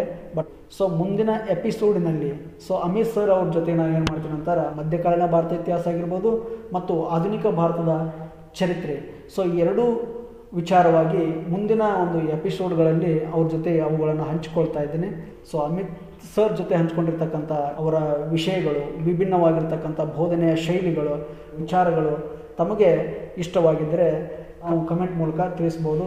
ಜೊತೆಗೆ ಮುಂದಿನ ಎಪಿಸೋಡಿನಲ್ಲಿ ಏನೇನು ಬದಲಾವಣೆ ಆಗಬೇಕು, ಯಾಕಂತಂದ್ರೆ ಇದು 2ನೇ ಇಂಟ್ರ್ಯೂ. ಸೊ ಹೀಗಾಗಿ ನಮ್ಮಲ್ಲಿ ಕೂಡ ಕೆಲವೊಂದಷ್ಟು ಕೊರತೆಗಳಿರ್ಬೋದು. ಆ ಕೊರತೆಗಳನ್ನು ತಾವು ಗುರುತಿಸಿ ಸೊ ಏನು ಬದಲಾವಣೆ ಆಗಬೇಕು, ಸೊ ನಾವು ಇನ್ನೂ ವಿಶೇಷವಾದಂಥ ವಿಷಯ ವಸ್ತುವನ್ನು ಹೇಗೆ ಪ್ರಸ್ತುತಪಡಿಸಬೇಕು, ಸೊ ಇವುಗಳ ಕುರಿತು ನೋಡುಗರು ಏನು ಮಾಡ್ಬೋದು ಅಂತಾರೆ ಮುಕ್ತವಾಗಿ ನಮಗೆ ಕಮೆಂಟ್ ಮೂಲಕ ತಮ್ಮ ಅಭಿಪ್ರಾಯಗಳನ್ನು ಹಂಚಿಕೊಳ್ಳಲು ತಮಗೆ ಯಾವಾಗಲೂ ಕೂಡ ಏನು ಮಾಡ್ತೀವಿ ಅಂತಾರೆ ಅವಕಾಶವನ್ನು ನೀಡಿರ್ತೇವೆ. ಸೊ ನಾವು ಹೇಳೋದು ಒಂದೇ ಮಾತು, ಗುರುತಿಸಿದವರನ್ನು ಗುರುತಿಸ್ಕೊಂಡವರನ್ನು ಗುರುತಿಸುವುದು ದೊಡ್ಡದಲ್ಲ. ಸೊ ಎಲೆ ಮರೆ ಕಾಯಿ ಹಾಗೆ ಯಾರಿಗೂ ಗೊತ್ತಿರೋದಾಗೆ ತಮ್ಮ ಸೇವೆಯಲ್ಲಿ ತಲ್ಲೀನರಾಗಿ ಮಕ್ಕಳ ಶ್ರೇಯೋಭಿವೃದ್ಧಿಗಾಗಿ ಹಗಲಿರುಳು ಶ್ರಮಿಸುತ್ತಿರ್ತಕ್ಕಂಥ ಬೋಧಕರನ್ನು ಹುಡುಕಿಕೊಂಡು ಅವರನ್ನು ಸಮಾಜಕ್ಕೆ ಮತ್ತು ನಮ್ಮ ವಿದ್ಯಾರ್ಥಿ ಬಂಧುಗಳಿಗೆ ಅಲ್ಲಿರ್ತಕ್ಕಂಥ ಜ್ಞಾನವನ್ನು ತಮಗೆ ಉಣಬಡಿಸುವುದು. ಸೊ ಇದು ನಮ್ಮ ಪ್ರಮುಖವಾದಂಥ ಕಾರ್ಯಕ್ರಮದ ಉದ್ದೇಶವಾಗಿದೆ. ಸೊ ಇಲ್ಲಿವರೆಗೂ ಈ ಕಾರ್ಯಕ್ರಮವನ್ನು ವೀಕ್ಷಣೆ ಮಾಡಿರ್ತಕ್ಕಂಥ ಸಮಸ್ತ ವಿದ್ಯಾರ್ಥಿ ಬಳಗಕ್ಕೂ ಇತಿಹಾಸದ ವಿಷಯ ಮೇಲೆ ಆಸಕ್ತಿಯನ್ನಿಟ್ಟುಕೊಂಡು ಇಲ್ಲಿವರೆಗೂ ಈ ಕಾರ್ಯಕ್ರಮವನ್ನು ವೀಕ್ಷಣೆ ಮಾಡಿರ್ತಕ್ಕಂಥ ಸಮಸ್ತ ಕರ್ನಾಟಕದ ವೀಕ್ಷಕ ಬಾಂಧವರಿಗೂ ಧನ್ಯವಾದಗಳನ್ನು ಅರ್ಪಿಸುತ್ತಾ ಮುಂದಿನ ಎಪಿಸೋಡಿನಲ್ಲಿ ಇದೇ ಅಮಿತ್ ಸರ್ ಜೊತೆ ನಾವು ಏನು ಮಾಡ್ತೀವಿ ಅಂತಾರೆ ಮಧ್ಯಕಾಲೀನ ಭಾರತದ ಚರಿತ್ರೆಯನ್ನು ಏನು ಮಾಡ್ತೀವಿ ಅಂತಾರೆ ತಮಗೆ ಉಣಬಡಿಸುವಂಥ ಒಂದು ಪ್ರಯತ್ನವನ್ನು ಮಾಡ್ತೀವಿ. ಅಲ್ಲಿವರೆಗೂ ನಿರಂತರವಾದಂಥ ವಿಡಿಯೋಗಳಿಗಾಗಿ MB ಹಿಸ್ಟ್ರಿ ಯೂಟ್ಯೂಬ್ ಚಾನಲನ್ನು ವೀಕ್ಷಣೆ ಮಾಡೋದ್ರ ಜೊತೆಗೆ ಸಬ್ಸ್ಕ್ರೈಬ್ ಆಗಿ, ಹಾಗೆ ನಿರಂತರ ಹೊಸ ವಿಡಿಯೋಗಳನ್ನು ವೀಕ್ಷಣೆ ಮಾಡಲು ಪಕ್ಕದಲ್ಲಿರ್ತಕ್ಕಂಥ ಬೆಲ್ ಐಕಾನ್ ಮೇಲೆ ಕ್ಲಿಕ್ ಮಾಡೋದನ್ನು ಮರಿಬೇಡಿ ಅಂತ ಹೇಳ್ತಾ, ಕೊನೆಯದಾಗಿ ಮತ್ತೊಮ್ಮೆ ನಾವು ಶ್ರೀ ಅನ್ನದಾನೇಶ್ವರ ಪದವಿ ಪೂರ್ವ ಮಹಾವಿದ್ಯಾಲಯದ ಅತ್ಯಂತ ಅನುಭವಿ ಮತ್ತು ಈ ಭಾಗದಲ್ಲಿರ್ತಕ್ಕಂಥ ಮಕ್ಕಳಿಗೆ ಅಚ್ಚುಮೆಚ್ಚಿನ ಉಪನ್ಯಾಸಕರಾಗಿ ಸೇವೆಯನ್ನು ಸಲ್ಲಿಸಿರ್ತಕ್ಕಂಥ ಅಮಿತ್ ಟೈನಿಕಾಯ್ ಸರ್ ಅವರಿಗೆ ತುಂಬು ಹೃದಯದ ಧನ್ಯವಾದಗಳನ್ನು ಅರ್ಪಿಸುತ್ತಾ ಈ ಒಂದು ಕಾರ್ಯಕ್ರಮವನ್ನು ನಾವು ಇಲ್ಲಿಗೆ ಮುಗಿಸ್ತಾ ಇದ್ದೀವಿ. Thank you.